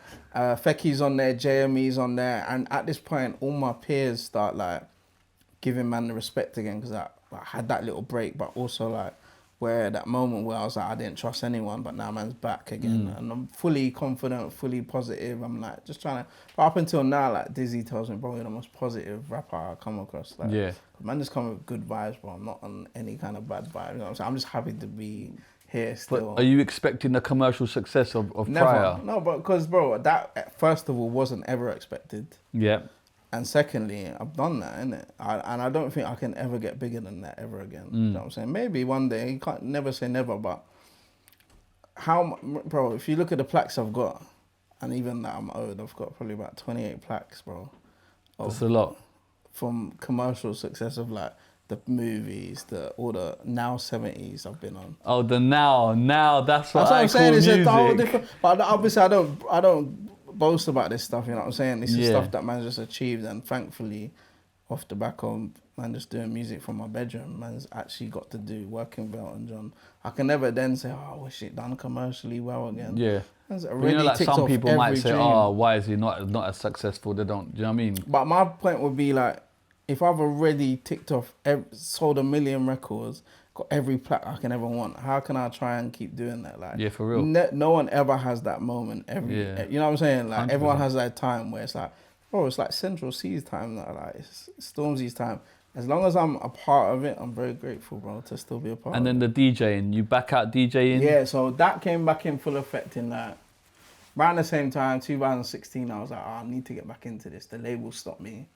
I think now DJ Khaled, Calvin Harris, everyone can be their own producer. Yeah, and 100%. DJ at the same time. So I was like, I need to get back into it. And then just started working from there, bro. We started doing events called Grime Live at the O2. We had Big Nasty actually come down for that as well. Come on. Headline that, yeah. We had Gigs headline it. We had Gets headline it. We had loads of people. So I was the main DJ for that, presenting everyone. And from there, it kind of just built up again. Started doing that. And then just rebranded myself as a DJ for the younger generation. They know my songs, but like as a DJ, they didn't really know me. So I had to rebrand again, and now we're touring everywhere. Doing the DJ stuff? DJ thing, yeah. Do you prefer the DJ stuff now? Well, that's what I first started doing, innit? So Yeah. I'm back in love with music again. Yeah, but you I feel didn't answer the question, fam. DJing or rapping? I prefer DJing. Performance-wise, I hated performing. You hated it? Why? Because it's too much effort, like trying to make a crowd say Oli, Oli, Oli and that. Oli, oli, oli, oi, oi, oi. Yeah, Like, I'm trying to make a crowd sing my song, but you know, the more I don't try it now, the people are like, yo, do Stay With Me. I was playing one bit of Stay With Me and the whole crowd sings it. Yeah. But it's now you can incorporate if I that. want to, yeah. Like how Craig David's doing TS5 and he's DJing, but he'll do his hits as well. That's how I really want to do it. And then just talking about your peers, like kind of Chipmunk and all that, they've got this longevity, like Classics, nice to see that. Do you know what I mean? Like he's still shelling. And that's one thing I've got to respect someone like Chip, because the way he's managed to maintain. Remember, I've told the story from when we were like 14, 15. Yeah. To see him still be as The relevant longevity. as a spitter, it's crazy. But he's always been the best, innit? So you can't expect anything less from him. You see, myself, I came in the game learning from them, man. Tried it, successful at it, but wasn't really my passion. You know what I'm saying? I'll still spit now and then, but I'm not like trying to be on the top 10 list of spitters ever. That's never been my thing. So yeah. I do ask people that come if there was like a wall, like a top 5, get me, what's that called? Mount Rushmore. What 5? I know there's 4 on Rushmore, but what 5 you put in? For me? Yeah, brother. What, UK, yeah? What? Yeah. Has to be UK. It's got to be, innit? Chip, Skepta, Scorcher. It's just cold. I'm Wiley. yeah. This last one's very shaky for me. I'm old school, so I might even put Dizzee, but I might have to put someone newer now, like a P Money. Not newer, but like a Gets or P Money. Yeah. In that spot, that 5th spot. Maybe a P Money though. Who are you picking, bro? P? Maybe P, yeah. Yeah. So I'm saying Chip, I'm not mad at that. Skepta, Scorcher, Wiley, P Money. And then just seeing the kind of the evolution of music now, kind of drill coming in. Like, I'm not going to lie, I had a tough time dealing with it and accepting it. I sound old, I go, bro, I don't get this. I'll be honest, you know what I'm saying? Like, what is your views and kind of... I love it, bro. Huh? I love it, man. Yeah, no, it's great. I'm with it. I'm just you get me? But just to see the evolution, bro, from garage, like from the start, coming into grime, seeing this whole wave, and then now we're at a state where like, bro, I was in America and they told me, bro, the British accent will never ever work here. Mark my words. The executives told me that. Do you know what I mean? Like labels, I don't want to say what label. Do you get what I'm saying? No, I think obviously on a music scale, I think maybe musically it's gone down, but music peaks up and down, innit? People might say, like I said, when me and Tingy and that were doing our thing, people say that weren't the peak of UK music. It was like pop, bubblegum music, you know? So I think it goes up and down, but I would say that I am very proud of where it's come. Like, you know what I'm saying? To be from the Kanos, Dizzees, Home Sweet Homes, to the Soul Solid Crews, to then like my era, to the drill era, the K-Traps, now to where they're taking it, Central Sea signing £100 million deals. I think Stormzy headlining Glastonbury, we can only be proud of it, you know what I'm saying? Like, where it's gone, how far it's gone. Not in a big-headed way. Are you aware that it's bricks that you guys laid that got them here? The foundations. Yeah, no, 100%, bro. But when I meet them, all them artists I mentioned, they always say that. They have to. Every artist, yeah. Stormzy, everyone's always said, bro, if it weren't for you lot, like, I wouldn't be here. So I have to big them up as well. Yeah, and just like married life as well now. How is that for you? It's good, bro. Obviously. It's chilled, man. Good, I love it, man. Yeah. I feel just more grown, bro. Like, obviously, like I said, I'm an open book now. I can talk about things. I'm positive. Like, I'm a married man, and I love music again. That's the main thing. I fell in love with music again. Whether it's producing, whether it's DJing in front of a crowd, bro. I'm DJing in front of 7,000 people who are a lot younger than me that just want to see Ironik play. You know what I'm saying? To still be doing that in 2024 when I started at 13. Do you know how mad that is? 100%, bro. People won't give me my flowers yet, but I'm giving them to you. Fuck them, bruv. You get me? No, That's true, though. Come on, man. The way I want to say, like, man's dominated in every platform I've ever done. Like, as a rapper, I've been the biggest rapper I can say that comfortably. But as a producer in North London, the biggest producer. As a DJ, I'm still dominating festivals and all around the country on tour with Charlie Sloth and everyone. And as a record exec, like, we just started the label. We just signed Tom Did It, who just signed a big deal with since '93 at Sony. Like, doing everything on the highest level. A lot of people won't give me my flowers until I'm gone, but No. You get me? No, 100%. Do you like manage your artists now as well then? Yeah. You kind of take that stance? Yeah, we've got a management company, Redfern, a producer who just made the Craig David and Wes Nelson #1 single. He's under us, and a couple other people that just signed record deals. Like, we're doing our thing, man. So, and the sunglasses brand Icon by Ironik. Okay, that makes sense. About fucking time, 10 years later. Okay, you're doing sunglasses. Yeah, we got that. I'm gonna have to send you a care pack. Brother. You don't really wear them though. No, why not? How Do you wear mean? shades, Yeah, brother. Right, cool. Listen, I does this, you know. Don't get it twisted, you know. I'm the brown Aquaman, brother. The brown Aquaman. I get it in, fam. I get it in. No. Yeah. So what does the future hold, bro? The future holds, we got a lot more tours coming up. I got a lot more tours. I actually got new music coming. Obviously, I don't know if people want to hear me rap. Why still, not? But I got that coming there. Yeah. Bro, I put out clips on TikTok of like a few things and they've just gone viral. So I'm just gonna try and throw out a few songs. So I got that coming, and then, bro, Wiley I keep saying to Wiley, bro, I don't really want to rap anymore. Like, I feel like I'm out of the game. He's like, bro, you're still old enough to rap. You still got it. Why not? Why not? Yeah, so I got to do that. It's true. Me Is and this a Wiley got confidence some thing? Maybe. Probably, yeah. But there's no harm, is there? You've done it now. You've got like nothing to lose. Do you know what it is? I think the level of rapping's gone up in the UK. So it's like, Do you? Now, that's interesting. I ain't too sure about that, bro. Around my peers, though. I'm saying like the people I know.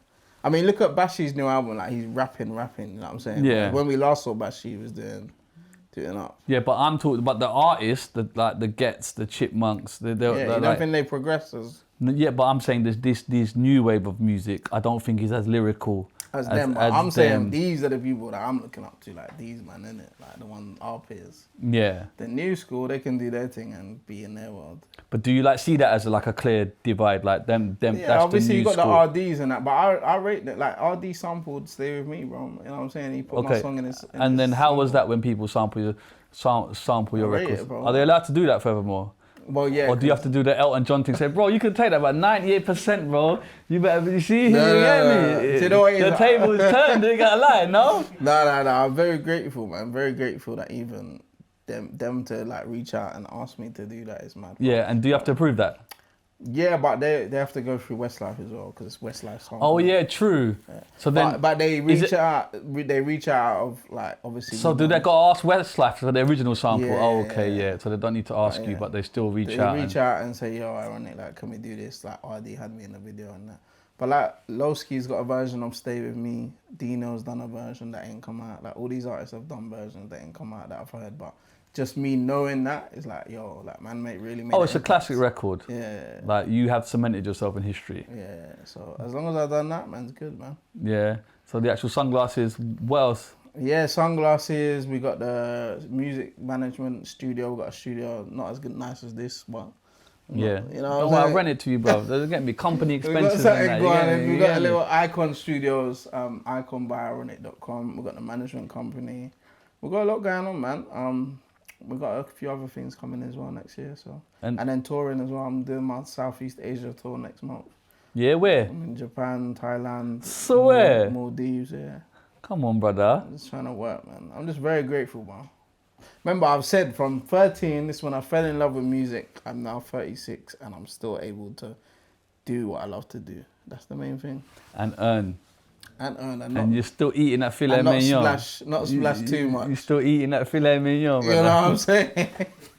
Yo, man, I really appreciate your time, man. Honestly, man, love and respect. I think it's mad. Like you are an icon, bro, for real. And it's lovely that you told me your story.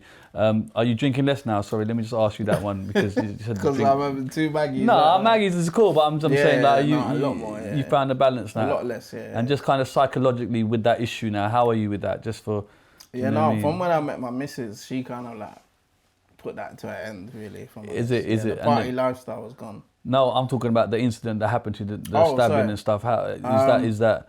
Have you kind of very much closed that chapter, or does it creep his head around sometimes? Or I think I still need a bit of work, like a bit of therapy, maybe, because I'm still a very paranoid person. You know, if I go down the street, and even till today, like people just now, like petrol station, people hail me up and that, but I still feel like he's hailing me up. Like I look behind my back a lot, but obviously that's due to what happened. But apart from that, I think I've buried it a lot, yeah. Do you have any like advice for anyone that's gone through that? Do you know what I'm saying? Like, is talking about it, does that help? Yeah, 100%. You know what it is? I've never had a proper therapist, but talking to people on podcasts, talking to my friends, has actually helped a lot. That's why even I say, like, I spoke about this in a podcast, but every time I speak about it a lot more, it helps me every time, you know what I'm saying? So just letting it out, telling people the story, because people can relate to it in different ways as well. You never know what you've been through. You might have been through the same thing, you know what I'm saying? People tell me their story. And like it could have been a lot worse as well. That's what I think as well, you know what I'm saying? And just last one, how's mum? Mumsy's good, yeah. I just took her to Greece. Come on. She come out to my show out there, this man. We love that, bro. You got to look after Mumsy. Yeah. And then just to circle where we started, Pops, think about it, innit, bro?